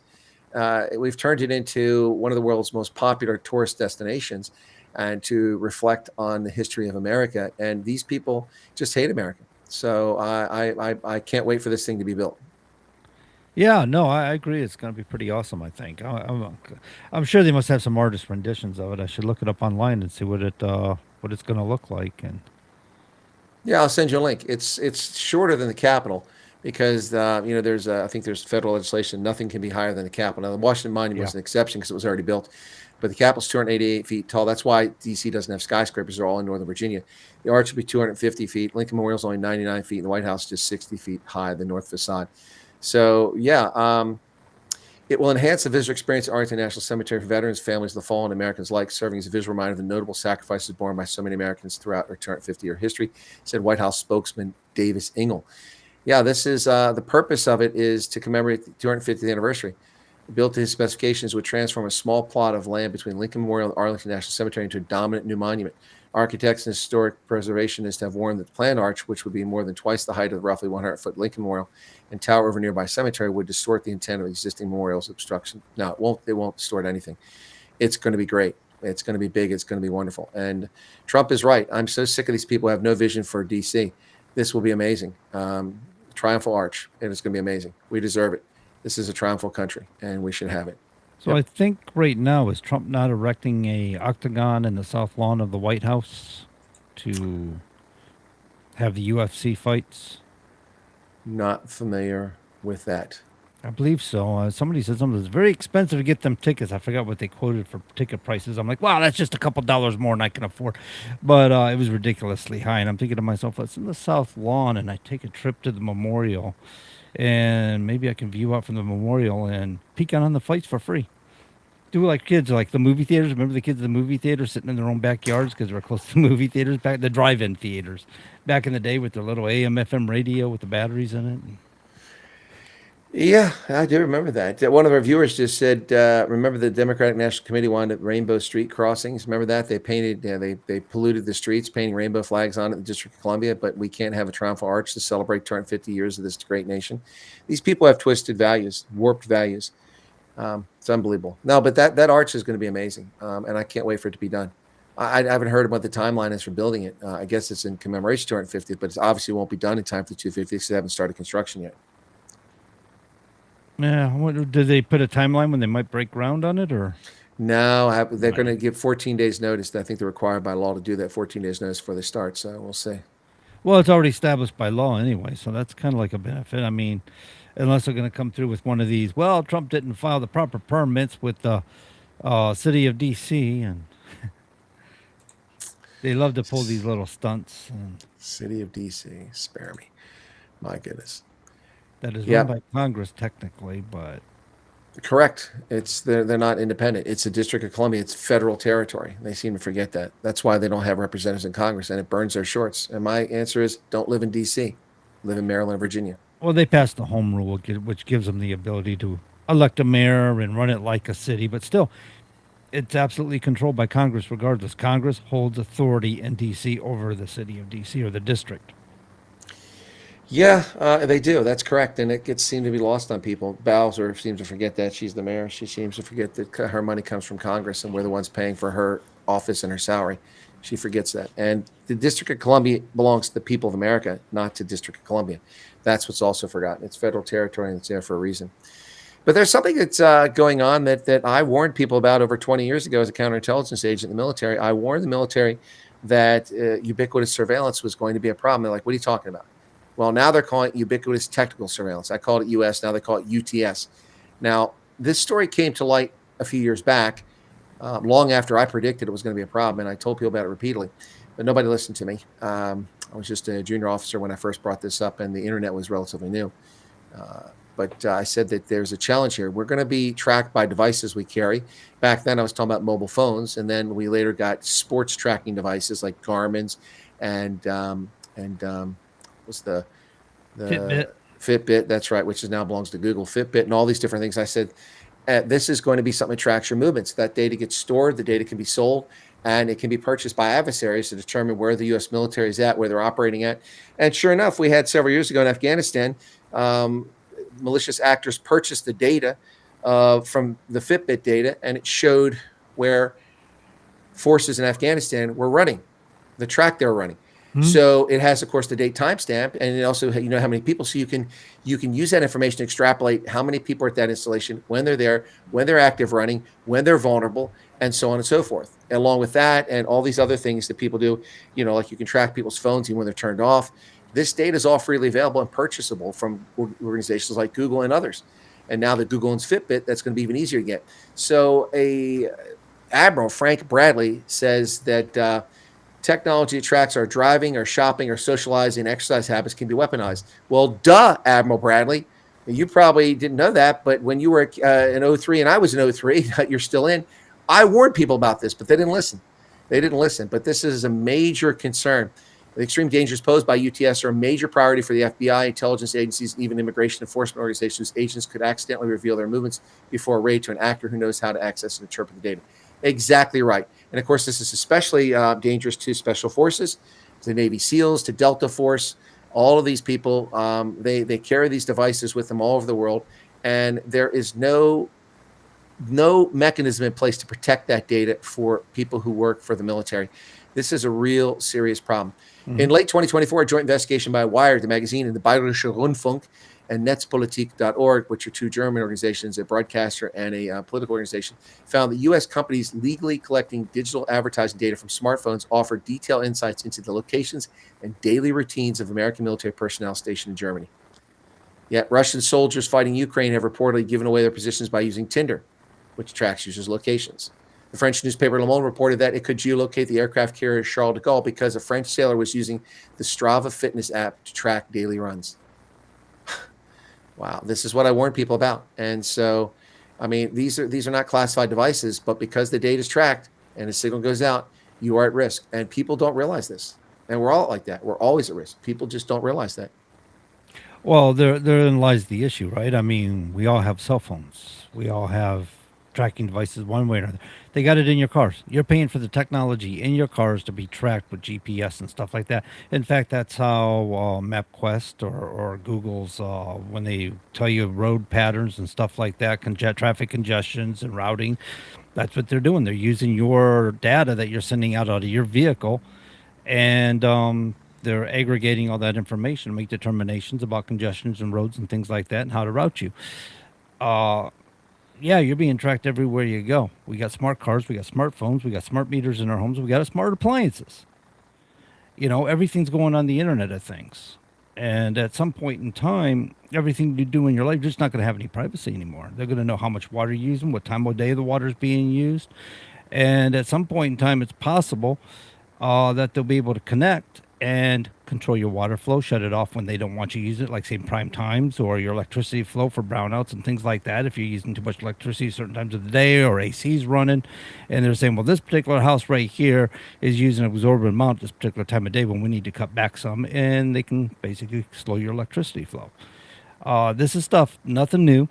They've been talking about this stuff for decades coming. It's just all been building up over time. The Internet of Things has been here forever and a day. And smart appliances have been coming up and building up and getting better. They talk about fridges now that you can pretty much look inside your fridge without opening the door. You can put there on your grocery list, things like that. Be at the grocery store, check your fridge for what's in there so you can make determinations of what you may need to shop for while you're at the grocery store. It sounds convenient, but there's a cost to convenience, and that cost is privacy. You lose all sense of privacy because anything on the internet is hackable or findable. In the Internet of Things with Shodan search engine, it's quite an interesting thing because that is what hackers use. It's a for white hat hacking to secure things, but also black hat hacking for robbing people of their wealth. And so they do keep it there because they need to be able to look for weaknesses in the internet to shore up things. So, but black hat hackers do access it. Well, that's true. It's people don't realize just how vulnerable they are. And I was like earlier today, I was talking to someone, and they're like, "Yeah, no, I won't put my bank details on the internet." I'm like, "Hey, your bank details are on the internet. You have nothing to say about that. If you have a bank, your data's there. It's all out there. And if it isn't protected adequately by the banks, then you're compromised." I mean, Todd and I know he's gotten it, but I've gotten it like 4 times where the Office of Management and Budget has sent me a letter telling me that my identity's been compromised because the federal government didn't protect databases and people got into it. I mean, famously, we had the Romanians, the Chinese, and the Iranians digging around their databases for people with top secret and secret clearances for 18 months before they even realized that the people were in the database taking data. So one day I'm waiting for Mr. Fuji to show up on my door and go, "Hello, Colonel Wyatt. We want to know about this, or we're going to tell people about you bounced a check in 1927. 1927. Yes. Well, Anyway. that's really going far back. Yeah. Anyway, but hey, here's some big news. I mean, I don't know if most Americans know it's big news, but I know it's big news to me because these turds nearly got me and a lot of people that made our lives miserable. A court in Germany has sentenced former Red Army faction member Daniela Klette to 13 years in prison Wednesday for armed robberies carried out over the past 3 decades. So finally, justice today for the 67-year-old Klette had been hiding in plain sight, living under a fake name in the German capital for over 3 decades, according to The Guardian. She was arrested at her Berlin home in 2024 and faced a 14-month trial after she was identified by an investigative journalist using facial recognition software. Talk about not being able to hide. She was found guilty of accounts of aggravated robberies along with the kidnapping for ransom and possession of military weapons between 1999 and 2016, according to The Guardian. Now, the funny thing is that the Red Army faction has been dormant long before 1999. So what was she doing? When she was found, officers unveiled a store of weapons, forged identity documents, a fake bazooka, wigs, gold, and cash. She was the last female member of the far-left terrorist group. Red Army faction was a leftist protest movement that engaged in violent actions such as kidnappings, murders, and armed robberies. Prosecutors said Klette was part of the third generation of the group known as the Baader-Meinhof gang, which killed 34 people between 1971 and 1991. She's also accused of politically motivated attacks from where the Red Army faction was still active in the 90s, but those charges we dealt with later in Frankfurt. The 67-year-old German woman can no longer be tried for membership in a terrorist group since it ended over 20 years ago. The group disbanded in 1998 when they issued the final statement declaring an end to urban guerrilla warfare. Police are still looking for 2 men who are suspected of being her accomplices. Investigators say they have found the men's DNA in her apartment where she was arrested. Wow, boy, they shouldn't have hung out with her. So there you go. But because, like I said, they stopped being a terrorist group over 20 years ago, they can't get her for being a member of that because it doesn't exist anymore. But they can get her for actions, and she's got 13 years in prison, and she's still going to face other terrorism-related for kidnapping, terrorism cases. Good. The long arm of the law finally got this scumbag. The Red Army faction, I hate them. I remember they killed Alfred Hairhouse in 1989. We thought that they were done. But in 1989, they blew up his Mercedes in the ritzy suburb outside of Frankfurt as he was going into work. Just blew it to smithereens, killed him. It was terrible. Yeah, it is nice to see him finally catching up. It's a little late, but at least they got him. Alan says that he uses Armor Guard to protect his devices. Pretty much in this day and age, you need something to protect you technologically. Being on there barefoot or just relying on Microsoft's Defender, Windows Defender, whatever it is, isn't quite adequate enough anymore. What are these called? The VPNs work pretty good too, I think, to help hide your identity and stuff online. One of the biggest things about hacking is they find open, what do they call it? PIDs, where they're access points and stuff in your computers and stuff like that. And if there's an open port, then that gives them access to your computer. And sometimes it can happen. You can have a port that's been left open that's not being used for some reason. And I don't know what they have as far as technology. I'm not that adept to technology that I can actually determine what is out there for softwares to look for open ports and things like that. Something I should dig into further, considering that I'm into this hacking thing and want to know more about it, because it's getting more complicated. The securities and stuff and technology get way more complicated. So those listening, you might want to take it more seriously, because oh, it's here, and there's no way around it. And AI just going to make it much easier for people to be malicious. You can get AI to do tasks in microseconds or what it would take us hours to do manually. Yep, it's just pretty scary what's out there, what can happen. Yep, bad stuff. Anyway, did you see in New Jersey that a terrorist-affiliated candidate is running? Did you see that? No. Yeah, New Jersey Democrat affiliated candidate running. I guess there's nothing illegal about it, but well, yes, there is, but he's got no comment. New Jersey, and that's of course this Muslim terror-related candidate is backed by Ilhan Omar, of course. What else? But New Jersey Democratic House candidate Adam Hamway worked for an Al-Qaeda-linked nonprofit in the 1990s before international investigations led to the closing of that nonprofit. In a 1996 interview, he said that he passed out humanitarian supplies around Bosnia 2 years earlier for the Benevolence International Foundation. Citing, and now the outlet that reported this cited the archival story from the Newark Star Ledger. The U.S. government said, and the United Nations later identified the Illinois-based foundation as a clandestine funding source for Al-Qaeda and the 9/11 architect Osama bin Laden. So he was raising money for Osama bin Laden. Whether he knew it or not, he was affiliated with it. He said, I worked in Sarajevo for 10 days and the rest of the time in Zenica, a large regional center in central Bosnia. Now, Hamaway, born in Egypt, reportedly told the paper at the time, back in 96, we went out to hospitals around the area and in the mountains to check what supplies they needed, and we tried to deliver them. His campaign did not respond to the Daily Caller News Foundation's request for comment.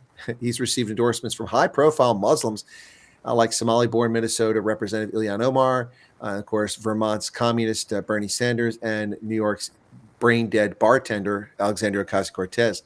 He previously came under fire for his past association with convicted terrorist mastermind Sheikh Omar Abdelrahman, the blind sheikh, who he worked for him as a translator and testified in his defense at the 1996 trial in New York. Wow. And when asked about the blind sheikh, he said he did speak about violence, things I think most people disagree with and most people condemn, including myself. But it wasn't the only thing he spoke about. Well, that's enough. So, I mean, if you've got a convicted murderer next to you, I'm not going to talk to him because he speaks, fascinatingly about world history. What an absolute idiot. These people, it's just unbelievable. Unbelievable. So you're saying he's an active terrorist now? He's a known active terrorist? No. He's affiliated with terrorist groups. I mean, he has terrorist-related ties. I mean, the blind sheikh doesn't get any more terrorists than it gets. That guy's in prison, for his support for the 1993 World Trade Center bombing. He was behind it. And this guy was working for him then. Why isn't he in jail? Anyway, his past ties to extremists run deeper than previously acknowledged, said the Jewish Insider's report.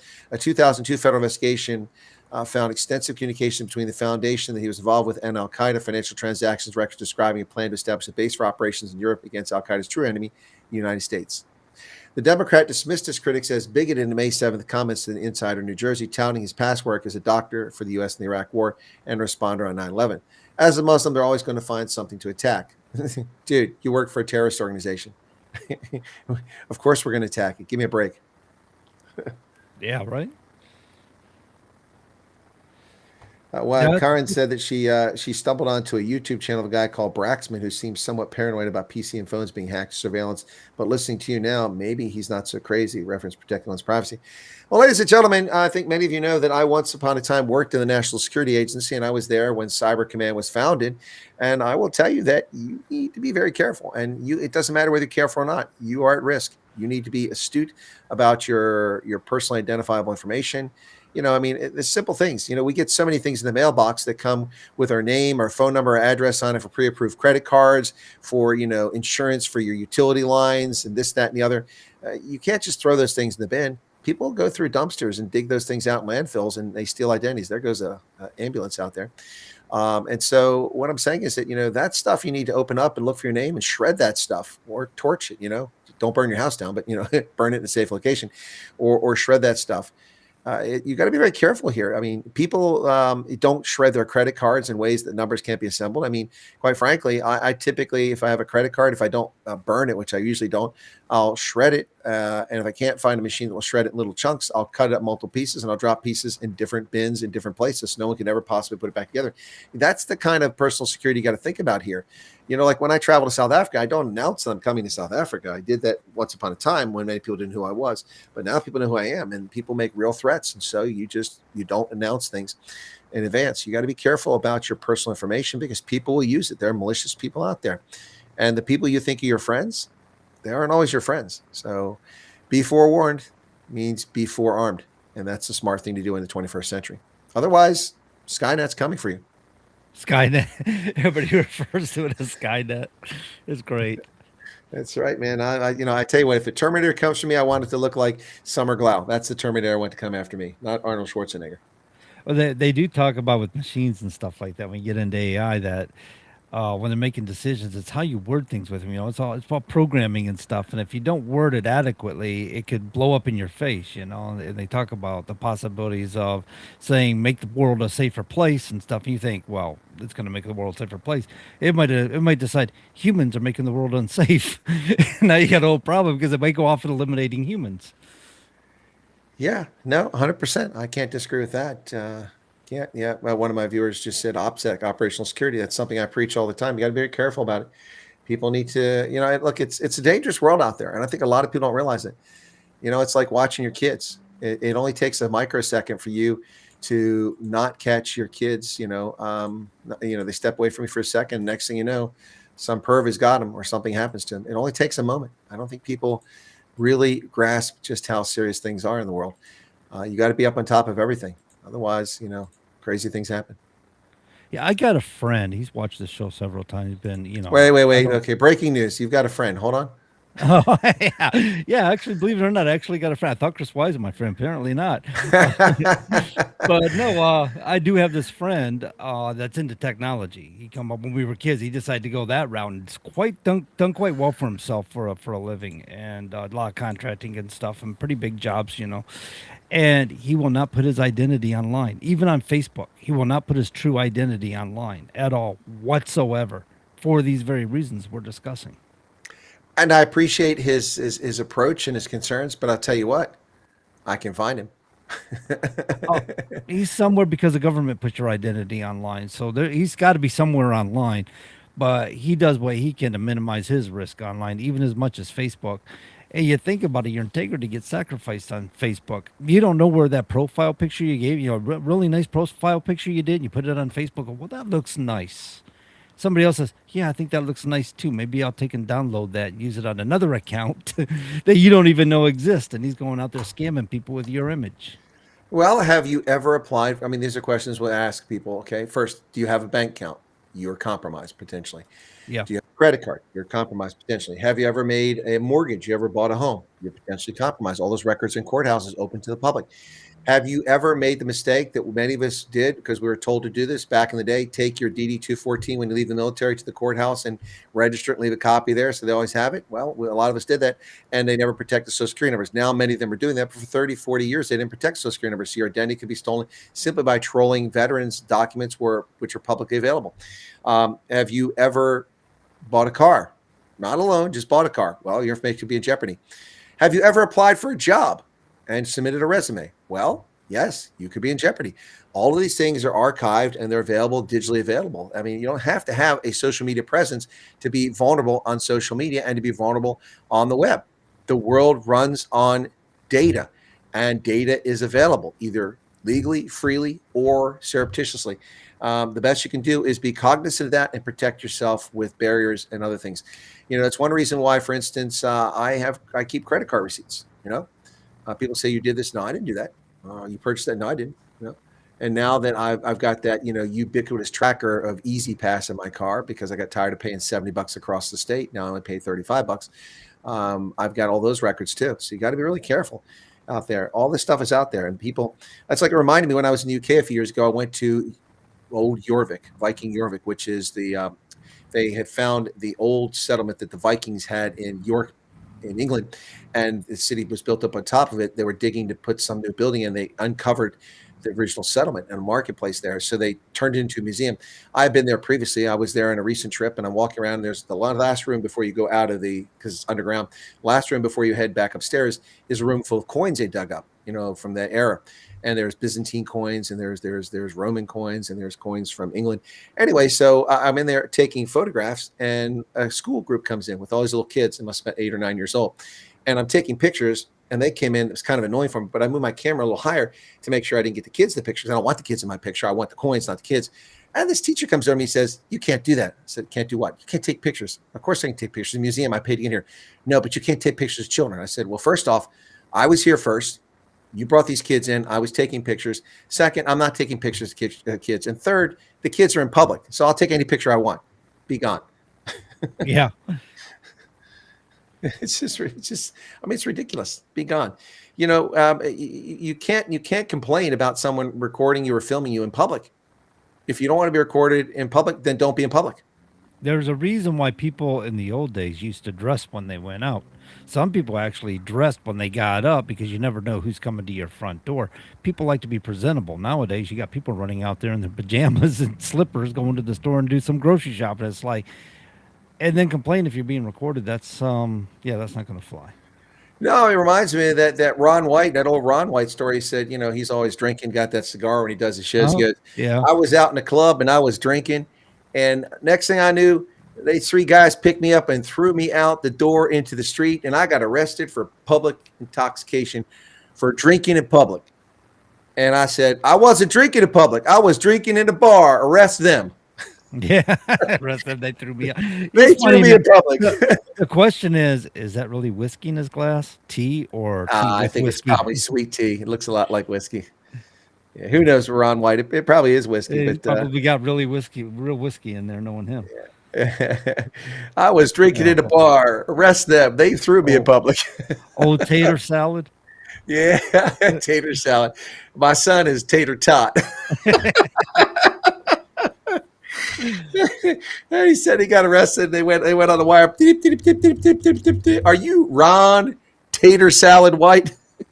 "Oh, you got me. You got the old tater salad." We got you, tater salad. Oh my goodness, Ron White. Too funny, man. I like the one I like is when he's flying, you know, on a flight from Beaumont to Houston. He said it's the world's shortest flight. It's like 45 seconds or something. He was being kidding. But anyway, he said he got on a plane and we took off and one of the engines failed. And the pilot said, "We got an engine problem. We're going to land." And the guy next to him says, Can we make it there? One engine, something like that. And he goes, he says, "You know what? We'll be the first on the scene of the crash. Don't worry about it." Things you're not supposed to say on the plane. That's right. "We'll beat the emergency service to the scene of the accident." Yeah, and he said he was, he got on the plane and he sat down. He was like seat number 7, and the guy came on and said, "Excuse me, I think you're sitting in my seat." And he looked at his ticket. And it was 16. He goes, They number them consecutively. 4, 5, 7, 16. You're back there. Oh my goodness, Ron White. What a funny guy. Yeah, I remember the Blue Collar Comedy Tour. That was pretty funny stuff. I never got to go to the Blue Collar Comedy Tour, but I did catch a Jeff Foxworthy comedy show up in Scranton a few years back, or Wilkes-Barre. He was pretty good. But the Blue Comedy was really incredible. Yeah, I like old Jeff Foxworthy. He's a very intelligent comic. Most of them are, actually. Oh, of course they are. But my favorite is Bill Engvall. Bill Engvall's great. Here's your sign. Yeah, that's right. You got Bill Engvall, Ron White, Larry the Cable Guy, and Jeff Foxworthy. Ron White was, you might be a redneck if. No, that's Jeff Foxworthy. I'm sorry. Yeah, Jeff Foxworthy. What did I say? Ron White. Yeah, Jeff Foxworthy was, you might be a redneck if. Yeah. Yeah, he always had some pretty good ones for that one. You know, it's funny because I mean, there's a lot of truth in those jokes they tell. Yeah, that's what makes them so funny.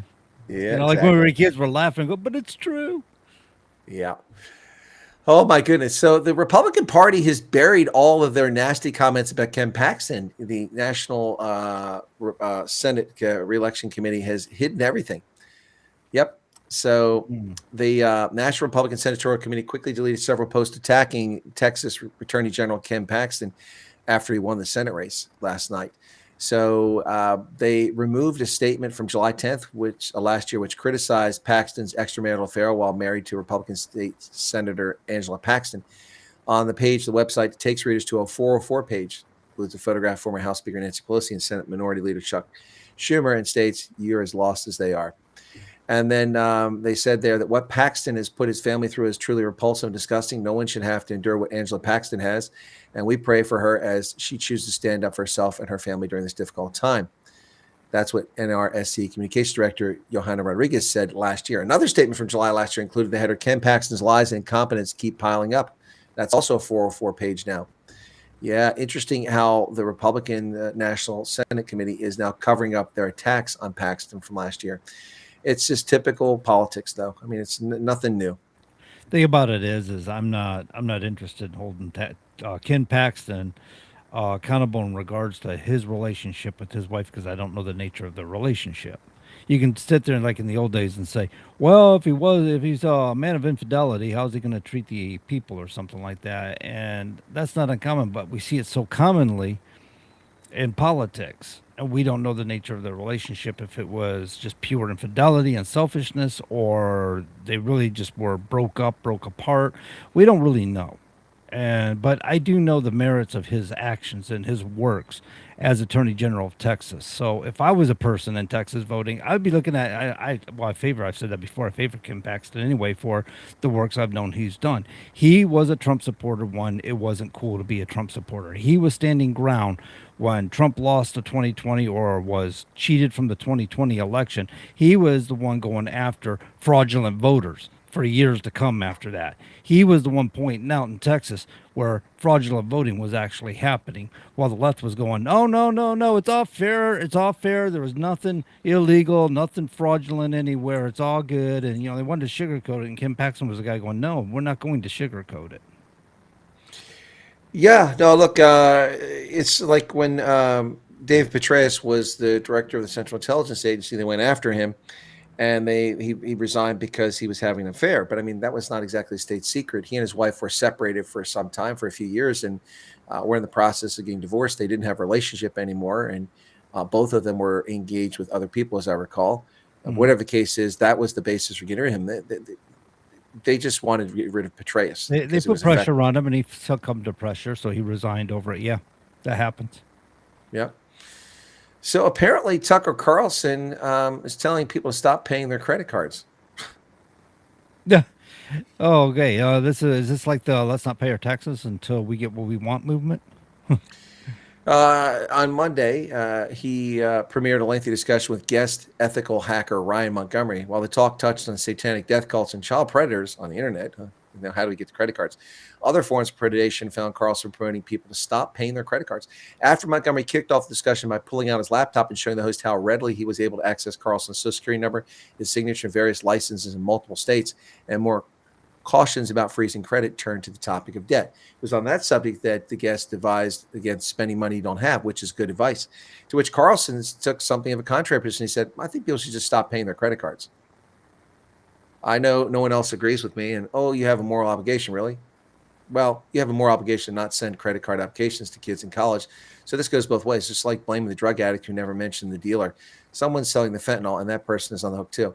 Look, Tucker Carlson is turning out to be a complete buffoon. I mean, this is ridiculous. Credit cards are not a drug. Credit cards, the problem is not credit cards being offered to people or being offered to college kids. The problem is that schools not teaching financial responsibility and financial literacy, and parents not teaching their offspring what money is and how money works, and how to use debt to your advantage and how not to have debt. It's not the credit card company's fault. This is ridiculous. But Tucker Carlson is acting like a moron. It's really getting irritating and annoying. This guy promotes Vladimir Putin. Now he attacks Trump, and now he's telling people not to pay their credit cards. And he just says it in a flippant way. He's got 100 million viewers. It's a disgrace. Tucker Carlson needs to grow up. No, I can align with him. Sure, don't pay for your credit cards after you pay them off.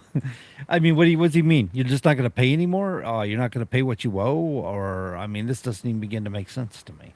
Yeah, sure. After you pay them off, then cancel your credit card. Don't pay anymore. If that's how you feel about it, that's fine. You can do that. Yeah, he's. I mean, I think he's hit his head. Yeah, doesn't make any sense. No, he's somebody who wants to be relevant, and he's got Tucker Carlson Network, and he probably wants to grow it, and he's trying to get on the fringe of things, and so he's trying to find these things that people. There are a lot of people into conspiracy theories and stuff now, and some of their conspiracy theories make sense, and sometimes they're really not theories; they're just conspiracies that they identify. That's fine too, you know, like we talk about election fraud and things like that. But some of these things are really out there. And I think people like Carlson and Owens are trying to get on the fringe of these kind of mindsets to gain a larger audience. I think they think it's the place to go, and they're getting more engaged with this anti-Israel nonsense, this Nick Fuentes, white supremacy nonsense, and it's hard for me to believe there's a white supremacist came out of Chicago, Illinois. But hey, you know, maybe there's one. I don't know. For some reason, I just think the guy's a shill, and he's just trying to sway MAGA supporters away from Trump and trying to break the movement. But well, it just makes you question, you know, how legitimate Tucker Carlson is. I mean, he used to be he's shill for so many things. The guy just says outrageous things. It's just he's looking for clickbait. That's all it is. Shame on him. Yes, you know, exactly. He was actually. I actually told people in January 2020 that he was the best television host with the investigative journalism in the world. I mean, because John Stossel wasn't around anymore on broadcast media, but he was, and I said he's the best. And he told us about this town in China called Wuhan, where this outbreak is taking place. Chinese government's covering it up, and it could affect us here. And he was reporting on the first week of January before the government even disclosed this stuff, you know. And I said at the time, and for a few months before that he was the best in the world. But he's just the guy is all about him. The ego is unbelievable, and he doesn't care what he says. He's flippant. He's rich. He's connected. He gets what he wants, and he behaves irresponsibly. And so many of these people do that. It's so annoying, absolutely so annoying. Now, one of my viewers used the term or the phrase "credit is usury." That's factually incorrect. Usury is for illegal credit interest rates. Anything that exceeds the legal limit, there are laws, and anything above them is usury. Credit itself is not usury. The fact that you are loaning money. Also, credit's necessary because otherwise there's no chance for upward mobility. If you can only have money to invest or build a business to take your idea somewhere without being able to borrow money from people or from institutions, you have to sit around and wait 30 years to save enough money, if you're even able to do that, to make it happen. Credit is a vital function of a functioning society, and it's important. But you have to be financially literate in order to understand credit and how to use it, and most people are not. Yeah, Ellen's got a good point here too. He says he has credit card. He's never had credit card debt and still has because you're paying it off every month. You're using it, but you're paying it off regularly. It'll increase your credit your score, your credit score. So, well, your credit score will be fine if you pay it off when you use it. As simple as that. But anyway, it probably improves your credit score significantly when you're paying it off in a timely manner, as opposed to carrying the debt for too long a period of time and racking up interest. Somebody says Tucker kissed the ring, then got fired, so he just wants to watch it burn. No, I don't disagree with that statement. That Tucker doesn't care. I mean, what was the whole point of interviewing Vladimir Putin? What was that about other than just getting 100 million people to watch this video? It certainly didn't add anything to the body of knowledge. It was just propaganda. Putin sat there and spewed nonsense that made no sense whatsoever and tried to reinvent Russian history. We all know Russian history. It's brutal. It's bloody. It's horrible. The Russians feel that they're always being attacked because they're always being attacked, whether it's the Golden Horde or it's Byzantium or it's Napoleon. They're always being attacked with the Nazis. But you know what? The Russians had it coming in some of those cases. And I forgot to mention the Vikings invaded and created the first Russian state.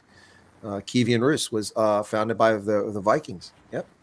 Another where they get all them good-looking blondes from.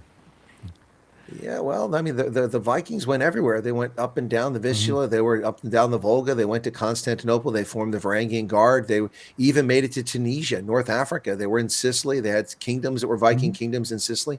They are the Normans. The Normans are the descendants of Vikings who settled in the Celtic parts that were left in France and Brittany and in Normandy.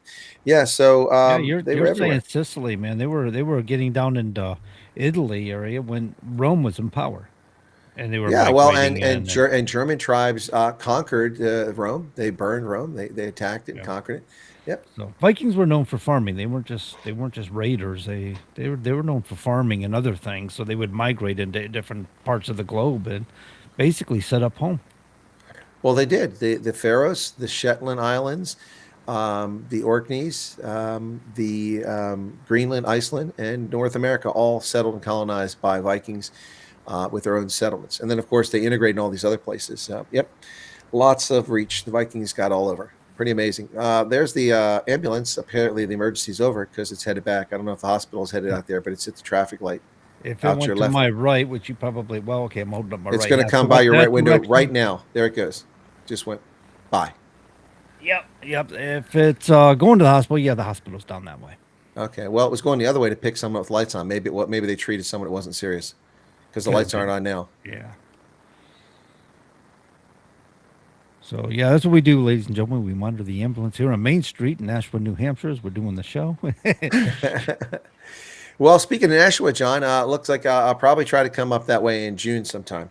Awesome, man. That'd be awesome, man. All right, that's going to do it. That's going to do it for this week, folks. Thanks for tuning in. Be sure to hit the like button if you're watching on social media. If you're listening to us on the radio, which is where we're at, tune in next week with us and join us for more discussion about what's happening in the United States around the world. Common Sense Conservatives. Todd will be with us next week. For John and Todd, this is Chris in Central Pennsylvania saying, stay frosty out there.